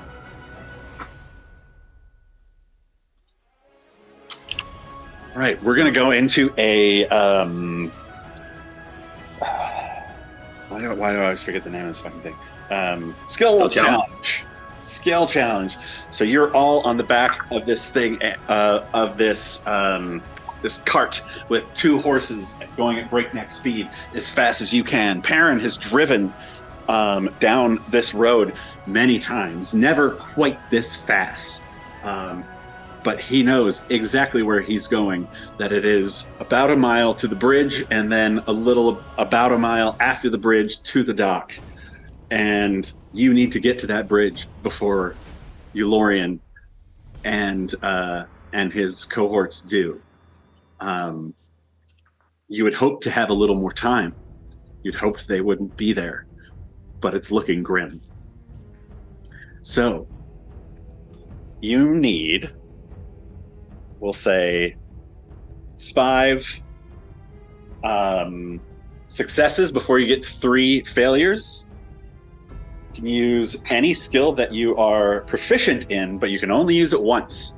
I'd like to use, if no one objects, I think a parent would use perception to make sure that he's not going to run off the road. Okay. That Your makes sense. dark vision. There's a reason you picked this particular house. Is that natural 20? So that would be a 31. That's 2 successes. He really knows this road. All right. Yeah. So you're keeping a good distance from the forces behind you, but they are not as weighted down as your 2 horses, and these owlbears are fucking moving. I'm also saying that you can use attacks and spells and stuff like that too. How close is the closest owlbear? It's a good 120 feet. There's no way I'm gonna. Addar will use athletics to help maintain balance through the hard corners. So we're going really fast. Help everybody stay balanced and help keep the cart from tipping. Cool. I like that. 15. 15 will make it.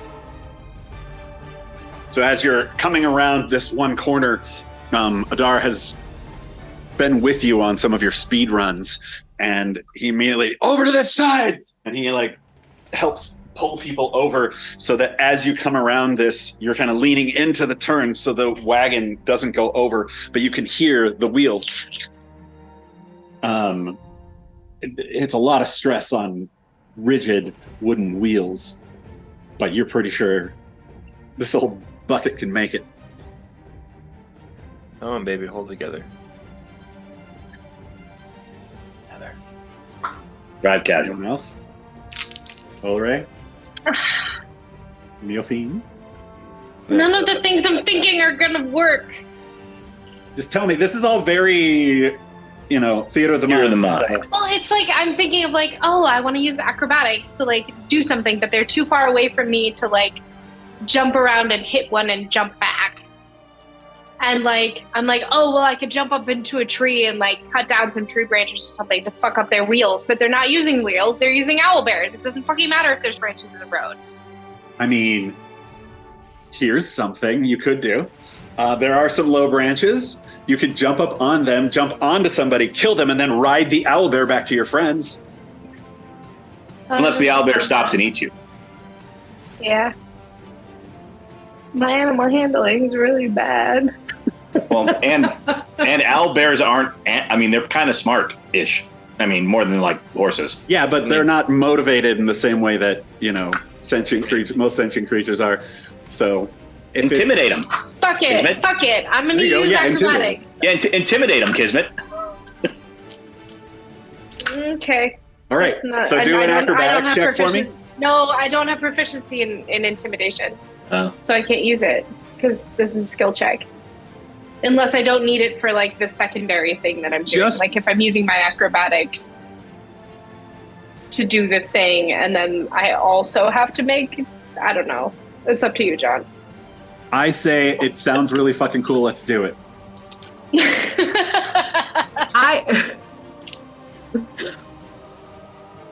Yes, Tiffany? I mean, you have deception. I want to see it. Yeah. You could do deception. No, you know what? I'm gonna use stealth because of course I fucking am. I'm gonna use stealth to like jump off and hide. You're going way too fast to be able to jump off like that. Kill the person or like jump up to branches and hide. I don't know. Except you'd be leaving your child behind. Oh, I'm sorry. They're catching up to you. So you could wait until one gets close enough and then do basically like, a big cartwheel out, stab them. And as the owlbear goes down into the ground, like boom, like an Oliphant, you use your Fey acrobatics to flip back into the... yeah, that's the thought wagon. I thought of and the thing I'm going to do. I'm just vamping on what you gave me. No, I'm just trying to take credit for your much better idea because my OCD is just giving me all of the like, no, that's not possible right now. If you want another idea, you could cut, like, I like the tree branch thing you were talking about, like cut a tree branch and use deception to like, so they think it's a bigger hazard than it is and maybe they'll slow down. Or an attack roll. Shoot your fireball pistol at a tree. Maybe it'll fall on them. I didn't know if I actually had that because that was like. Yeah, you look down and you don't see your fireball pistol. Yeah, I don't think so. I was thinking I probably didn't have any of my like blink back belt. Your persuasion's really high. Just Persuade like them Kismet as Kismet, but with the swords, and that's kind of LJ. Your persuasion's really high. Try to persuade some of them to give up to turn aside. Think that's gonna work? Skill challenge. Anything's possible. I mean, not anything, but sure. No, Or- I'm gonna. You want to think about it? I'm gonna acrobatics. I'm gonna acrobatics to grab onto a branch and swing on it and like use my momentum to fucking kick the other thing off of the owlbear and then ride the owlbear back to my group. All right. That seems all acrobatic-y. Let's do it. Fair. Let's do it. Roll me an acrobatics check.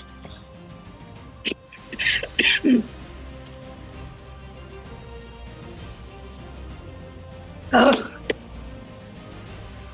What is that? 23.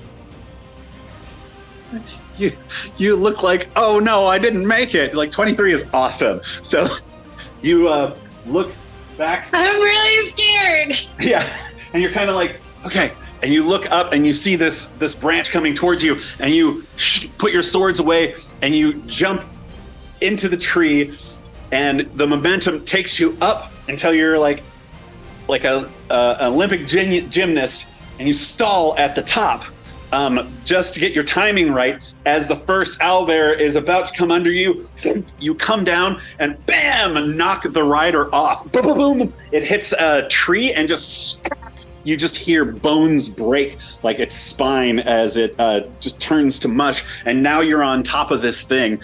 Yeah,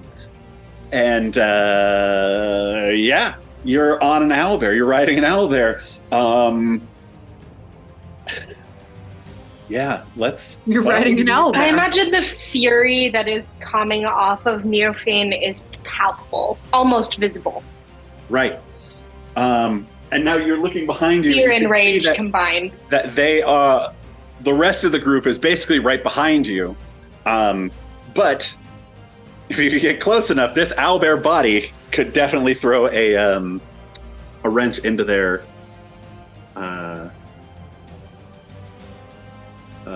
plans. Was that an invitation for me to take an attack roll on the thing? I don't know how the skill check works in terms of like making one or the other or both. It's all wibbly wobbly, timey wimey. Wibbly wobbly, timey wimey. Let's go to like right now. We'll just say that you're on top of the owlbear, and we're going to go to Olorae. Yeah. So Olorae will use intimidation, and she will stand and cast. Oh, which one was it? Cast Firebolt as a cantrip and scream, "For this you will pay!" at the group of owlbears. This may be just one, but you should see what I have coming for you. So Firebolt isn't going to help you out a whole lot. These guys. It's just the fire coming from her as she screams. I think it was the intimidation check. It's the intimidation check. Right. But I'm saying that this isn't going to give you a whole lot for your intimidation check. Oh, okay. You might need something a little more grand. Okay, so in that case, I'm going to cast Fireball at 6th level, making sure that I miss Miofene. Everyone within a 20-foot radius will take 8d6 fire damage on a failed And then save. also intimidation. And also intimidation. So they're going to take 43 fire damage. Any one of them that gets under a dexterity of 15, half of that. Over. We're not in combat. Yeah. And then my intimidation roll is 25. 25. Yeah. Nice. You're like, Miofene, duck. And what is it you say? And I say, you think this is terrifying? You should see what I have coming for you. This red laser basically comes out of your finger and hits the ground just behind Miofene, blowing up as these owlbears are just charging into it. And you just see heroes and leaves and owlbears go flying all over the place. And Tiffany, it's 11d6. 11d6. Oh shit! Sorry. No, I need to reset that. I picked the wrong one. I wanted to do 6th level, and I accidentally chose 8th level. Miofene, you're on this, and you can see your daughter like, Mom, come back. How do you wanna try to get there? Oh, well, I want to. I mean, I can't use acrobatics again. I gotta do something else. I don't have proficiencies in the right things. I guess I'm just gonna. I want to fucking like slice the owlbear's eyes as I jump off of it, like leaping towards the carriage is what I want to do. Stick it what? So I don't know skull if that, or something. If that's, no, because I'm not leaving my rapier there. But like, I'm riding the owlbear right now, so I kind of want to like reach in front of myself and like slice across its eyes, so it can't see. Okay. And leap back to the carriage. So if that's athletics, I'll just or have if you it's do an attack an roll, attack or roll. both. Do an attack roll. Attack roll.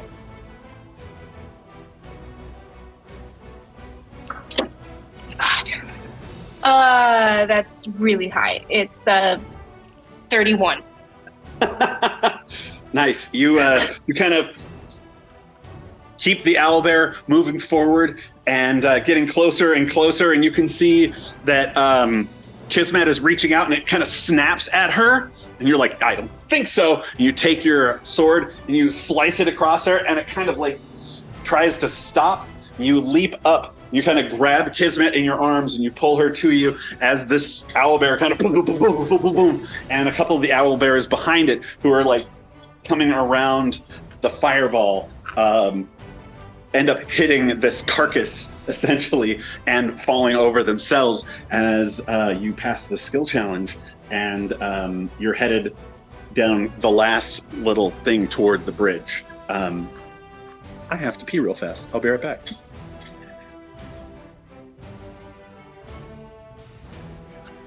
Wait, sorry. Sorry, guys, for all the fireballs. I'm trying to figure out this thing I have.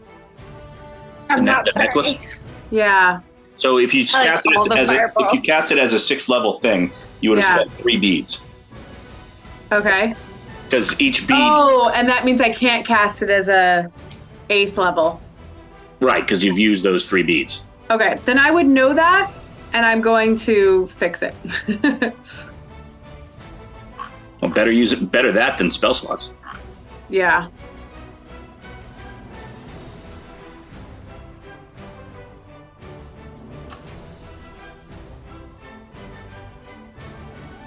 Well, Okay. especially because you can't cast 6 level spells yet anyway. Yes, I can cast Fireball at 6th level with the necklace. Right, but that's not really you casting it. It's the necklace casting it. You're using an item. Yeah. They just list it on D&D Beyond in the spells because it's easier than trying to find it in different places. Right. So, like, for example, if you used it as a 3rd level, like just a regular fireball, you wouldn't use a spell slot because it's part of the necklace. Okay. By the same token, So in that case, I'll say I would have cast it at 3rd level. you can't go back, my dear. You already did it. Well, no, because I would have known that. Right, but now John would have to recalculate all the damage to all the monsters. No, I didn't even calculate damage. Calculate damage. It's all cinematic. And her character is better at being her character than she is. Yeah. You're a much nicer GM than I am. I really am.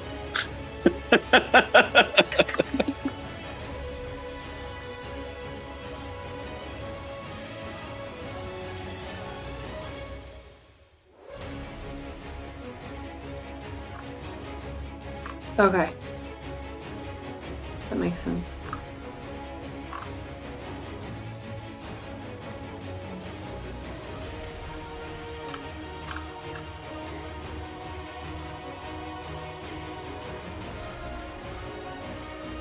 I'm gonna grab some food while we're chilling for a second. At a low. What happens if we win? Ben sent me a message. He's like, "Hey, remember, we're not supposed to win." I'm like, "That's on John. I can't." I said you should do more poorly. Do more. Roll worse. So, you remember my friend Sean? John, the guy who does all the film stuff. So his wife worked for the Irvine company, the big property management place. Her boss, who was like a pain in the ass, actually in her performance review told her she was doing too good of a job and wanted her to basically not do as well.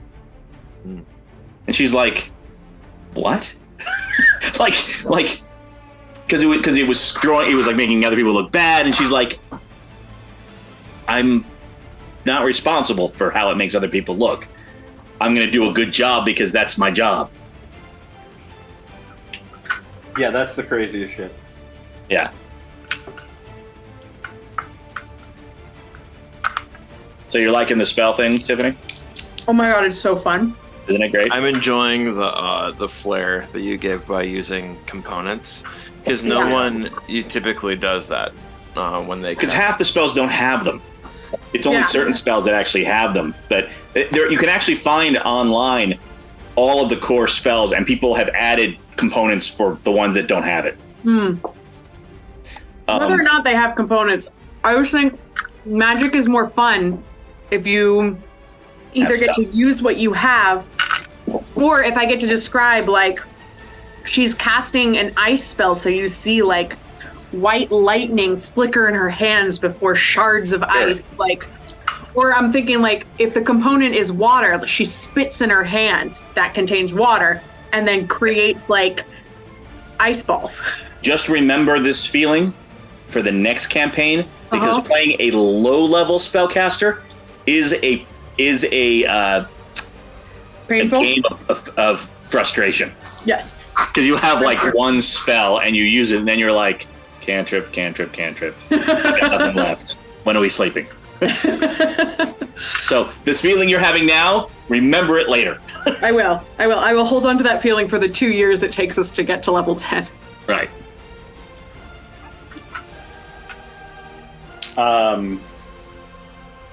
All right, you're headed down a hill toward the bridge, and you have a decent amount of space between you and the Owlbear riders behind you. And you look down on the bridge, and you see these giant blight trees. Oh, God. One of them, much like the ones that tried to turn you to stone a couple weeks ago. And they are just hammering this bridge, trying to take it down. Does it look like there's enough room to go across the bridge, or are they on the Let me show bridge? you. Oh. Oh, shit. The two of them That's are a standing no. in the water. So that's a no. That's a no. Right. So I guess I rein in, or else. Ooh. Yeah, I'm gonna watch our rear, and I'm going to attack. So I don't know if we need to do initiative or. No, I'll jump off too. Olorae's fireballs probably bought us some time.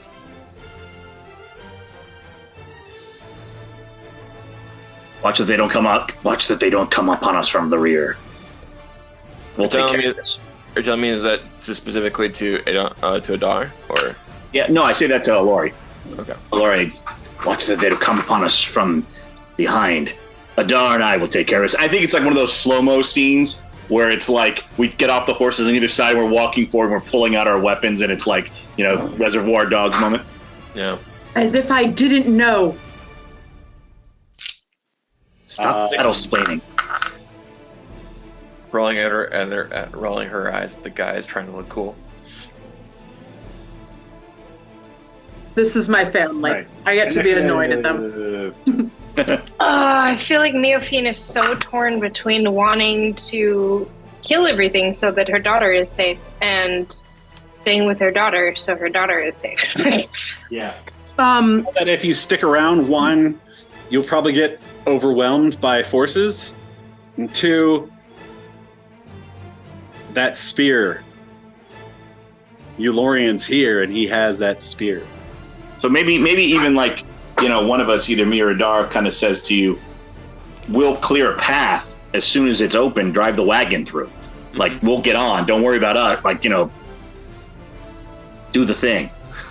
be prepared to drive. Kismet, Yes? and I'll look at Miofene. Should she take the potion of invisibility so that they cannot see her?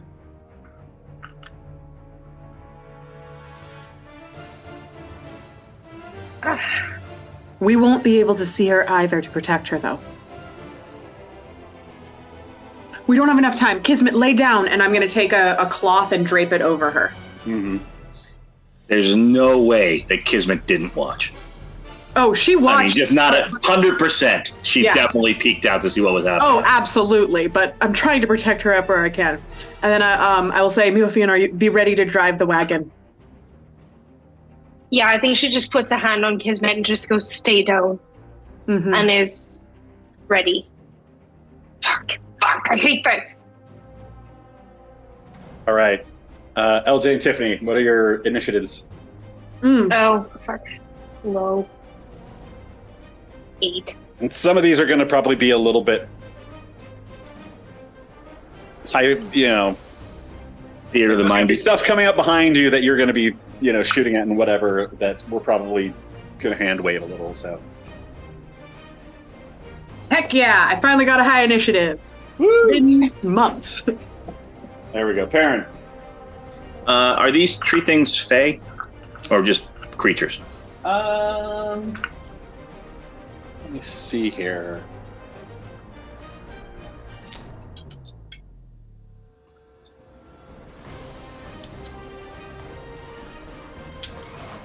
It's a plant. Okay. Technically, I guess. So I'm going to go straight forward, this one right in the middle, and I'm going to attack it twice. All right. Oh, 2 10s. So that would be a total of 22 for each. 22? Yep.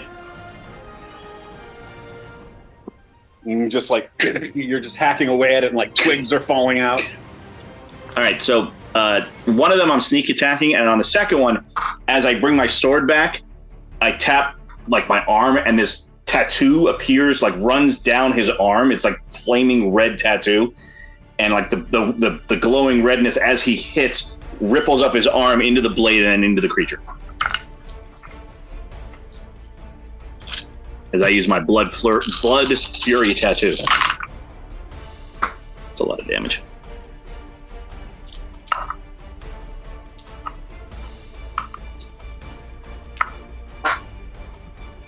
$62 points of damage. Oof. God. Part of that's necrotic, in case that's helpful. Doesn't matter for that one.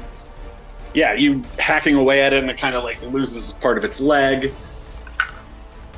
And then I'm gonna use second wind. Oh, not second wind. And then I'm gonna use what's it called? Action surge. Action surge, and I'm gonna do it again. It's fucking dumb, dude. One's a crit, and one's really high.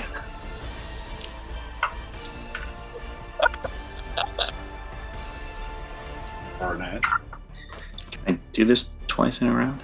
Let me see. Only sneak attack once. No, but on my turn. But I'm looking at. Yeah, the blood flurry thing I can use. I can use again.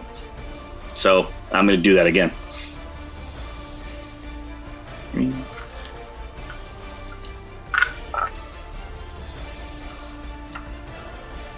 Yeah, okay, all of this.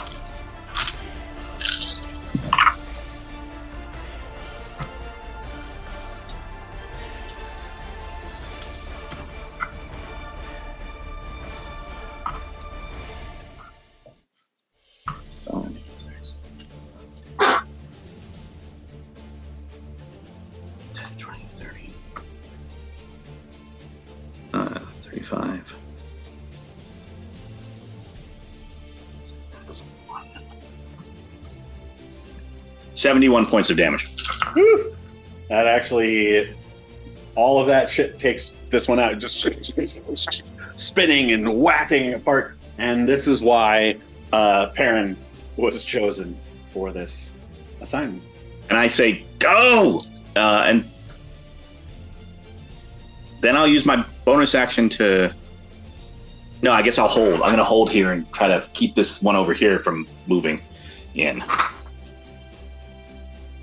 All right. Olorae? Tiffany. Okay. So, am I looking behind me? Can I see the Owlbear army coming, or? You can kind of sense they're coming. Okay. And you see something flying. Something big. Something flying? Mm-hmm. How close are they? Probably about 3 or 4 turns, maybe a little bit further. Okay. I think at this point, I'm more concerned with these 2 dudes here. Mm-hmm. So I am going to cast Ice Storm on them at 4th level. So I reach down again, or I reach onto the wagon, and with one finger, I lick my finger, I grab a piece of dust, and then I cast Ice Storm, and a hail of rock-hard ice pounds into the ground in a 20-foot radius, 40-foot high cylinder centered on a point within range. Doesn't that make it difficult terrain? Not if I cast it into the water. Because they're on the bridge, but aren't they technically? They're in the water. Yeah, they're in the water. So I'm casting it on them in the water, so it won't hit Peren and it won't hit the bridge. We can still get through. Wait, why wouldn't it hit the bridge? What? Why won't it hit the bridge? Let's say You like could the really water put out below the bridge. the template where you mean to do it. Yeah. I guess I'm not seeing it right. So it would be. Sorry. Are you just going to do one side?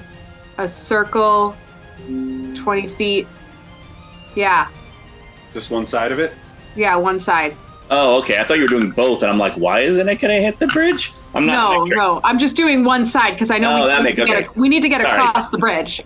Yeah. Yeah. Sorry. I was like, I'm trying to like picture how it's not hitting the bridge if you're going to do both, and I'm like, wait, they're like there, and okay, makes more sense now. And I'm going to So, you know what? So the creature takes. Hold on. Sorry. 2d8. Okay. And 4d6. 1, 2, 3, 4. Okay, so that is 5, 10, 15, 16, 17, 18, 19, 20, 21, 22, 23 points of damage for this guy right here. Nice. You can see that he's just being encased in all of this freezing rain and ice. But he's starting to try to break it off. Yeah. And then the ground around him is difficult terrain now. All right. Is that it for you? Yes. All right, Addar. Addar jumps back up onto the carriage and will start driving or pushing the carriage forward with the horses. He'll stay on the left-hand side of it, so there's room for Peren to get back up. And he'll start moving the carriage across. Do you need me to make an animal handling check or something, or? No, you know how to drive a cart. Cool.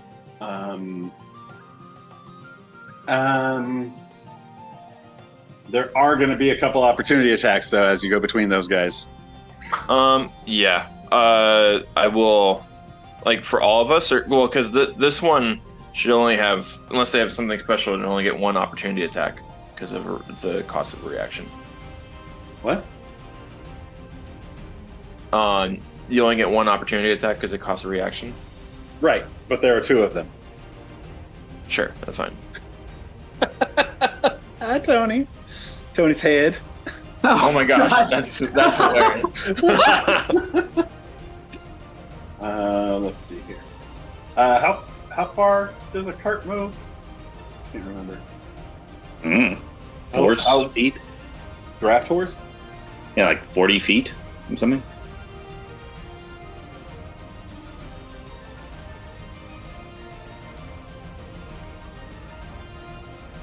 mean, I guess we would be using our action and a dash, or movement and action dash, so to get across. Yeah. Can I grab the wagon as it goes by? You can try to catch up. Okay. Actually, no. We're doing this higgledy-piggledy. Well, No, I have a way, John. It's all good. there we go. Here's what I should do. This would have made it a lot easier. Put that on the token layer. Boom. There we go. There we go.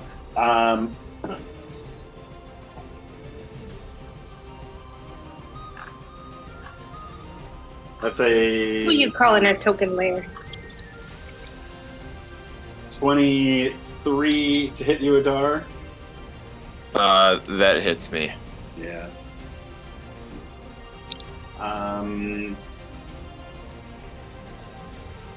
Which creature was that? The one on the right or the one on the left? All right. That's 17 points of bludgeoning damage, and then the one on the other side I will take 14. is gonna take a hit at Miofene. Nobody within 5 feet of me ever attacks anybody besides me. Everybody's obsessed with me. It's fine. Yeah, that's like a 20. No, that's 30. Too high. Too high. For 21 points of bludgeoning. Ew.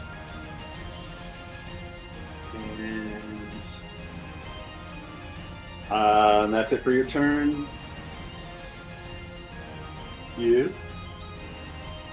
So.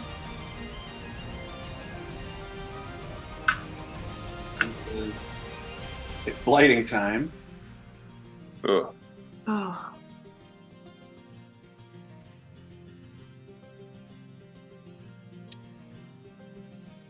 I like to think that, like, Kismet, the child, like, and the wagon pulls away from Peren, is like, go Peren! Yeah. It's fine. We're all just like reliving all of my trauma. It's great. Gets up on top of the bridge and goes, and all of this energy comes out of it, and I need everyone on that cart to make. Is that a magical attack? Is that a magical attack? Yeah. It is a magical effect. Does Mage Slayer work on that? I don't know. What does Mage Slayer do? If somebody makes a magical attack on somebody within 5 feet of me, I get an opportunity attack, basically. It's like Sentinel for magic. Okay, I think that would be like an attack action, right? It's a reaction. No, but... Mage Slayer attack. When a creature within 5 feet of you casts a spell, you can use your reaction to make a melee weapon attack against that creature. Motherfucker!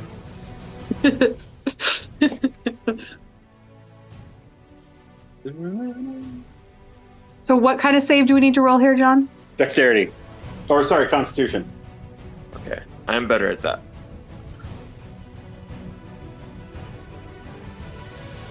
$17.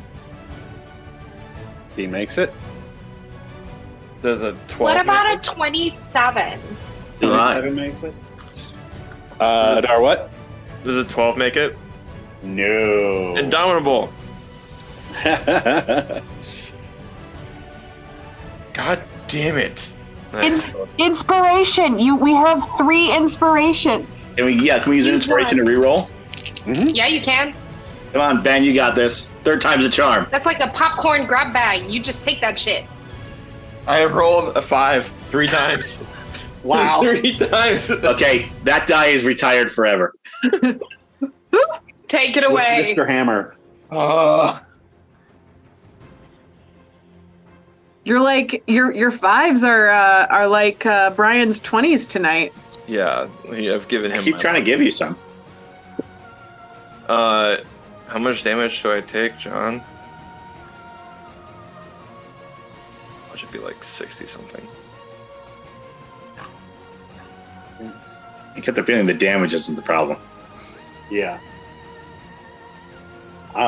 You are paralyzed, and turning to, or you are. Wait, hang on. Turning to stone. Yeah, you're turning to stone. Oh. That's No, but- petrifying. I push Kismet out of the cart. Too far. Too far. That was Kismet the kid. You just pushed a kid out of carriage. I know what I did. I'm not taking questions at this time.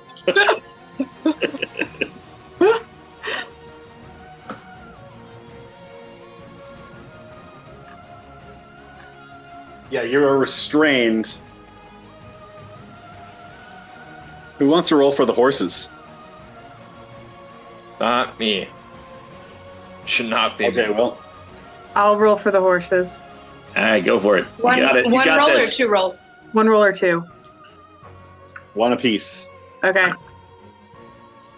One for each of you. Add how much to it? 14 14? plus nothing. I don't know what you add. 11 plus nothing. 11. Yeah, both of your horses start to turn to stone, and Shit. the cart starts to turn to stone. I thought a 14 was pretty good on the die. I mean, it makes sense that the horses in the cart wouldn't have great dexterity. Yeah, whatever. Actually, the cart. All right, let's see here. Yeah, the cart is more like stone covered. And so that guy comes up behind you. The other one goes after Peren. Nuh-uh. Right, so chap. It's 20 hit. A 20 is my armor class, so yes. All right, well, then that's 3 hits. That was my lowest. I'm gonna use uncanny dodge to have the damage from one of them. All right.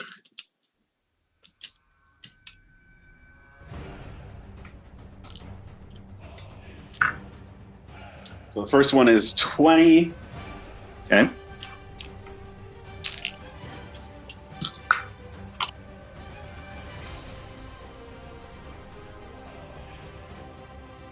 $26 Ouch.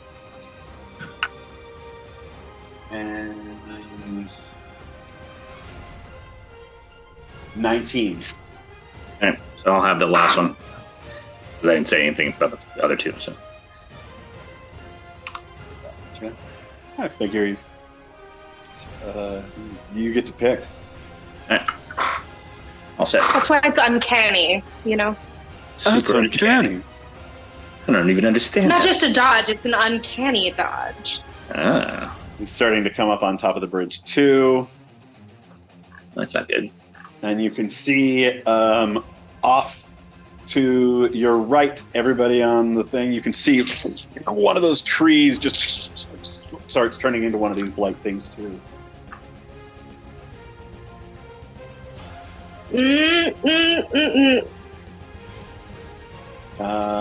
Miofene. Miofene. Fuck.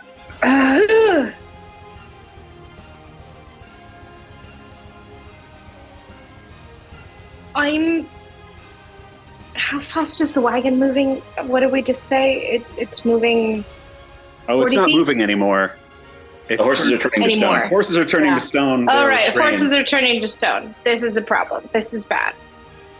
This is fucked. All right, yeah, I'm just.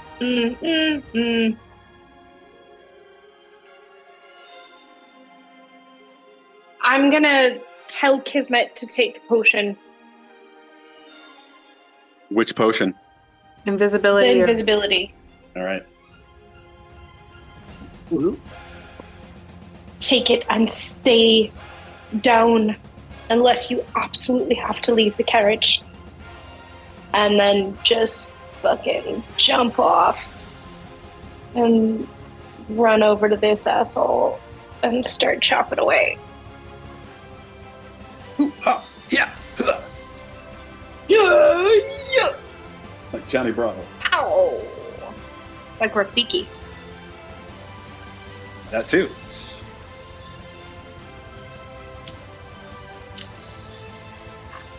Wow, that was a journey. All right, the first one was a natural 1.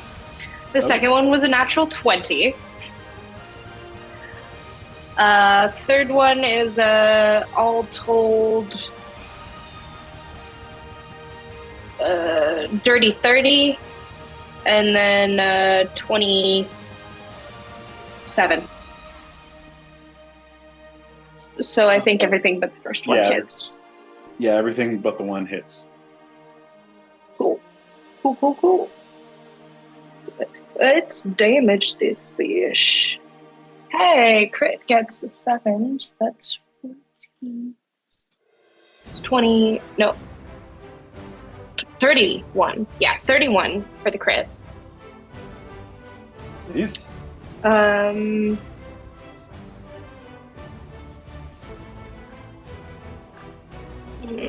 Second is 13 damage.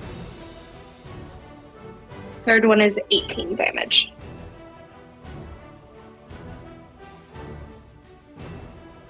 Sorry, what was the second one?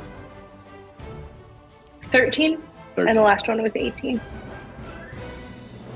All right. Smack. And Kismet takes her potion and ducks down. Peren. Oh boy. Let's see.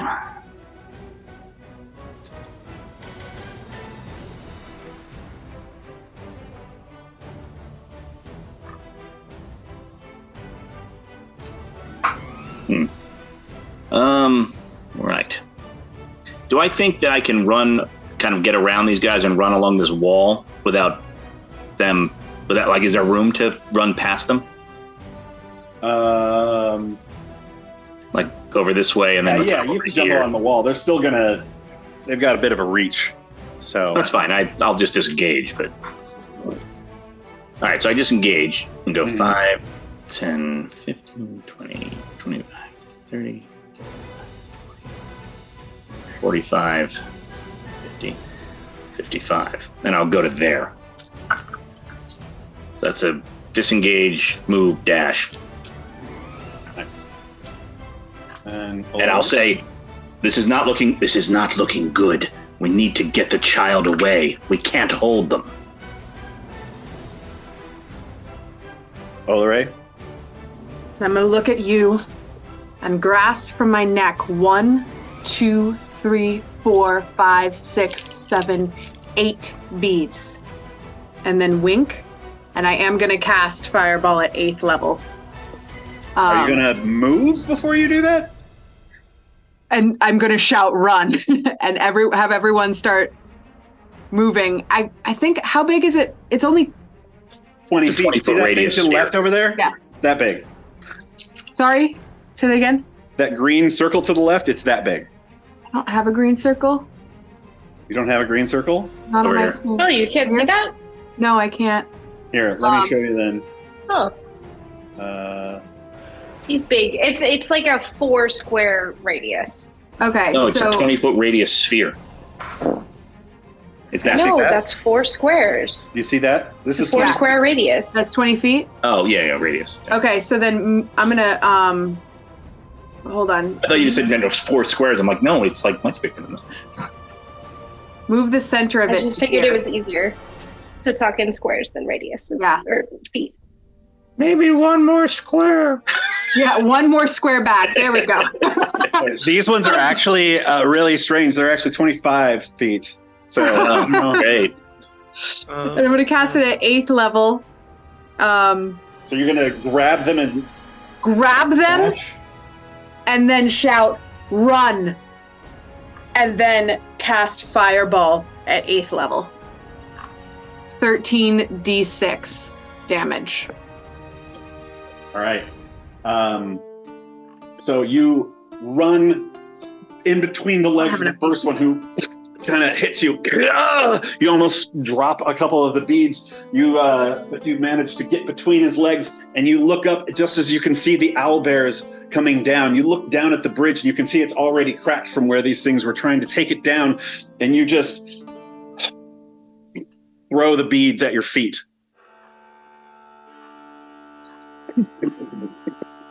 Both of these blights just blow up into bits and pieces. The bridge crumbles in the middle, and Olorae is nowhere to be seen. Damn it, damn it, damn it! Go! Peren yells. I mean, I'm still turning the stone, so I can't. Everybody really but him control. go. All right. Well, Make I'm holding the reins, so I'm trying to probably steer as best as I can, but Oh, the horses are also turning to to stone. So make a Constitution saving throw. not using that time. That guy is dead to you. Die is dead to me. This one was far better. We're looking at 21. 21? 21. You just managed to shake off the stone, but your horses are long dead. No, they're perfectly preserved. Yeah, actually, that is true. On foot, then. Run. And there's still one of these things.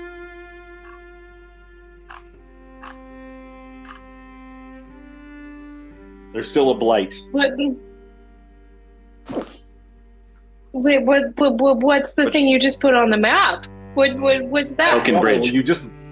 Olorae just blew up herself, the blights, and the bridge. Which blight was left? The one next to The one that I'm fighting. I thought that was the one in the middle that you just moved away because we killed The dead one? No, it was a new one. No, that's one that they created. Okay, I thought you just moved it to the side because it was dead. Okay, never mind. Sorry, excuse me. I can't remember if that's all you can do on your turn. Is try not to turn him to stone. Yeah, I This don't. wagon ain't going nowhere. Yeah. When you save, is it usually cost an action? Some of them say It depends. Yeah, it depends on the spell. It can sometimes be at the start of your turn or sometimes at the end of your turn. John, what do you? I have an Empyria dragon. It's usually at the end of your turn, but not always. At the end of their turn. Okay, so that's the. So end of if my you wanted to do something before you did that, you could. You're just restrained, so you'd have to do it from where you are. Okay. I would throw two. I think they're. I have my bracers of throwing dagger thing. Flying daggers, yeah. So I'm gonna throw two daggers at the thing, the blight, as it were.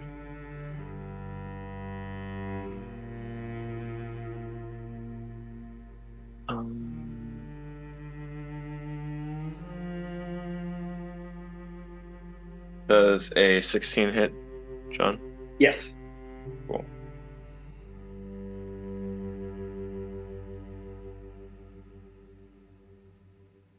Seven damage for one hit, and then 9 damage for the other. So 16 total damage. All right. So for narrative's sake, what happens is you all just kind of jump on this thing and take it down, and as you're getting ready to go, the thing that was flying is a giant owl, and it swooshes down, and Ulorian comes off the back. Well.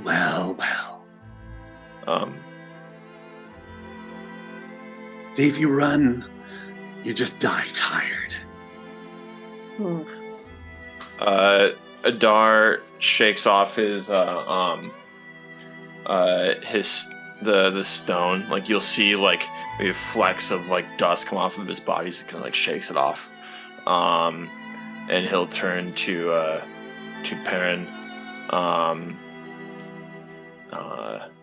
and Miofene and tell them to go. As he'll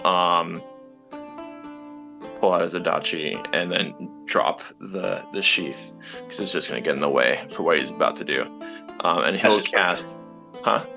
That was for John. And he'll cast darkness upon himself and Ulorian, and go to battle with him. And try to buy them some time. All right. The rest of you run. Yeah.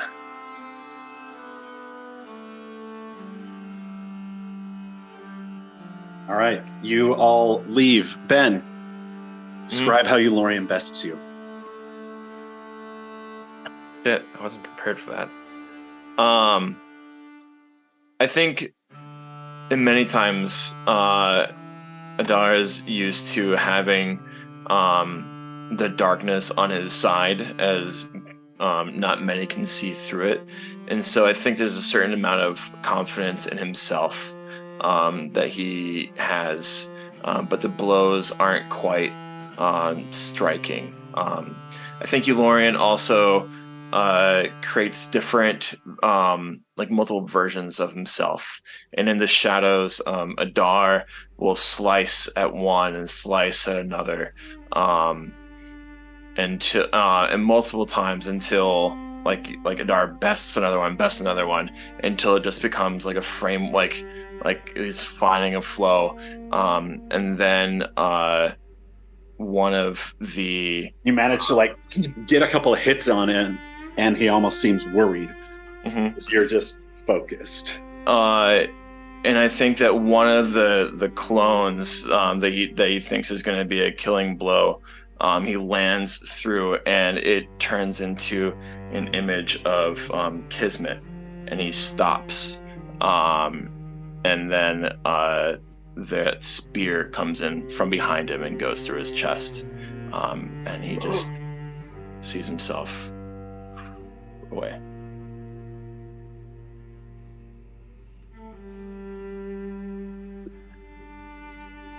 Along with the rest of the darkness, as Ulorian stands triumphant, looking for where the rest of them went. And you hear him, another one down! I'm coming for you!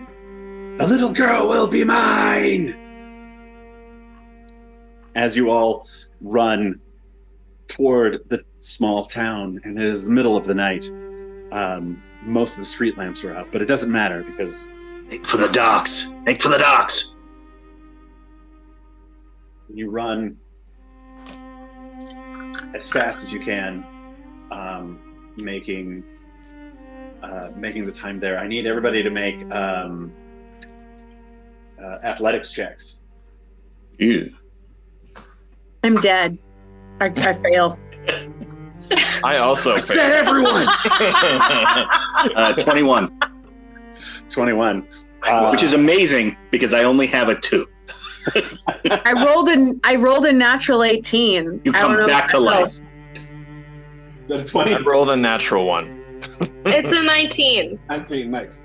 A natural It's so angry at it, but it's a 19. But are you die? All right, yeah. The group of you, like, you're just fueled. And that was acrobatics? No, that was athletics. Yeah, so I have... athletics. Oh, athletics. Athletics. Still, I have a 26. 26. Nice. Yeah, the group of you, just fueled by pure adrenaline, running for your lives from Ulorian and his people. You make your way as fast as you can. Now that you're on foot, you don't have to take the little dog leg that goes around. You cut through the forest. You've been through here many times. You come through the gates of the city, the town, which is really just like a couple of stone walls on either side of the thing, and you make your way to the docks as fast as you can. And as you're doing it, you see that owl coming down again. How far are we from the dock? Probably about 3 or 4 blocks. How many feet? A couple hundred. Okay. And maybe 1,000 feet. 1,000 feet. Okay. 800.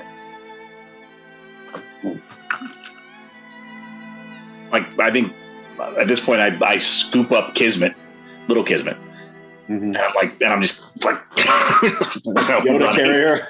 Yeah, She's invisible. I can still pick her up. If you know where she is. She's holding onto your hand, I would expect. Yeah, and he could also say, "Give me your hand." Yeah, Kismet, to me, Okay. and I'll put it that way. You can fight with both swords, and I only need one hand. He can hear. You can hear her like, and she can't really keep up. Her tiny little legs aren't as good. So, I just say to Miofene, keep running. She's ridden the Peren train before, and your Peren is very, very fast. But Miofene, you're keeping up, and Fast. huh? I think she's faster than I am. Maybe. And then at just in front of you, Ulorian hits the street, twists and spins his spear. He says, "Which one of you is the next fall?" So I say, "One moment," and I'll hand Kismet over to Miofene, and I take this cloak off and I put it on Kismet, and whisper something in her ear, and then I will turn to face Ulorian. And what I whisper to Kismet, Miofene probably could hear it. It's like, when the time comes, say this word and take your mother with you. Basically, I gave her my cloak my cape of the Montbank,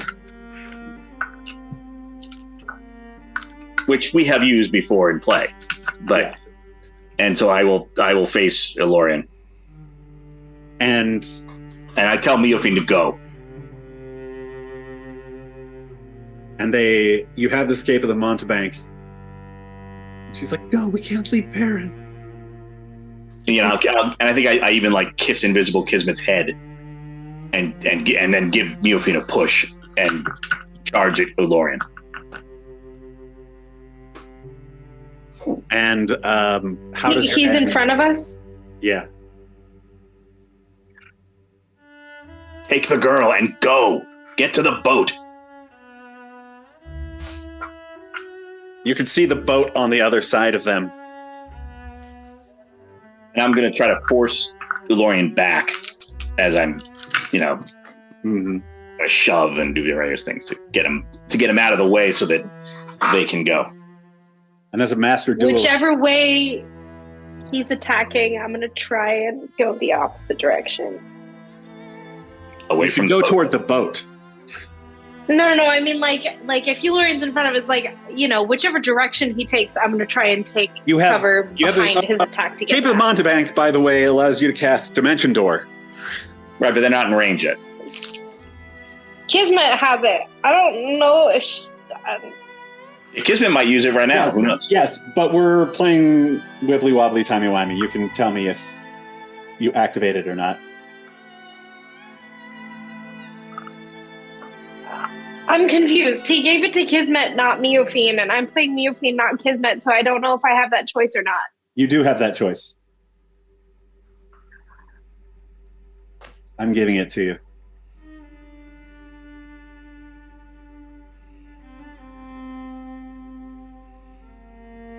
As Miofene hesitates for just a second, Peren drives Ulorian back. Miofine's not hesitating. Kismet's hesitating. Right. Well, Kismet has just seen all of the people she loves cut down around her and doesn't want to leave another one. And Peren manages to do this upward slash, and he actually cuts Ulorian up across the cheek and over his forehead.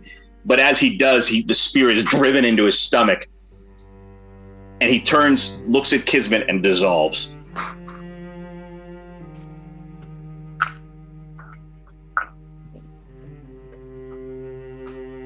Only one person standing between me and the girl.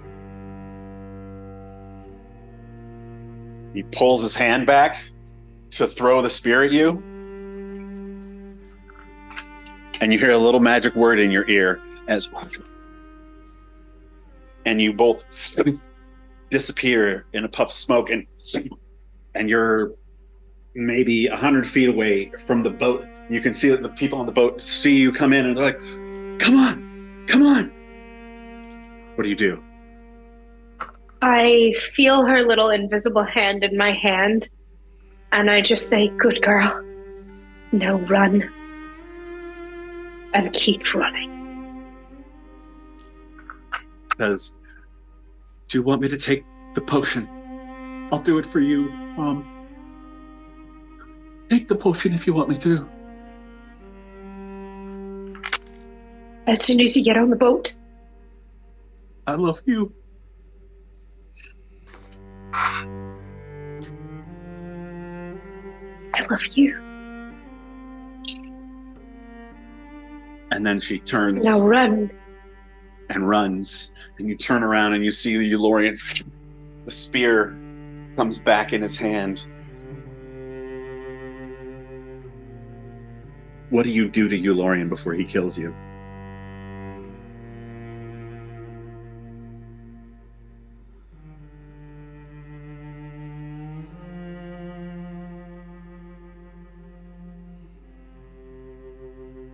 She turns and she looks him straight in the eye.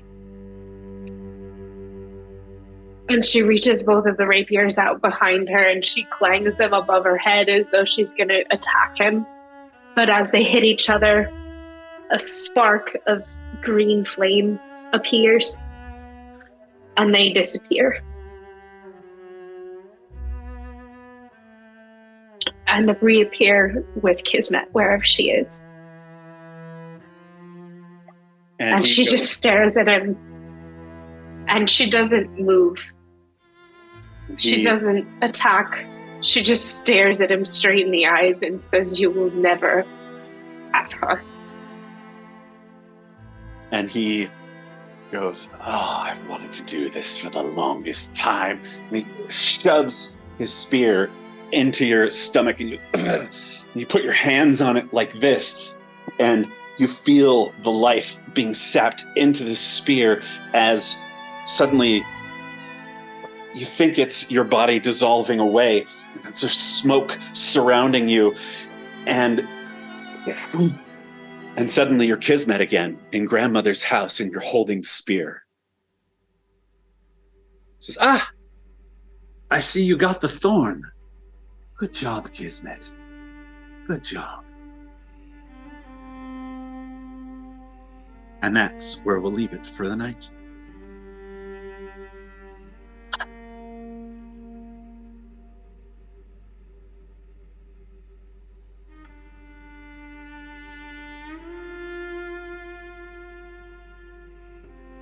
It's the last time, I swear. You'll have to live through their deaths. Jesus fucking Christ, John!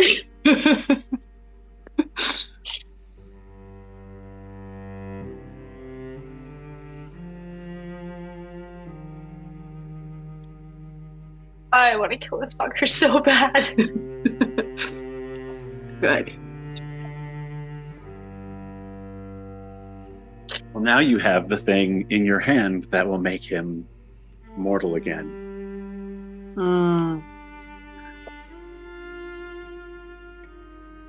Thanks for the chance to play a little. Yeah. Yeah, we all collaborated. We conspired. I enjoyed the "How do you die?" Yeah, it's a real flip from the "How do you do this," isn't it?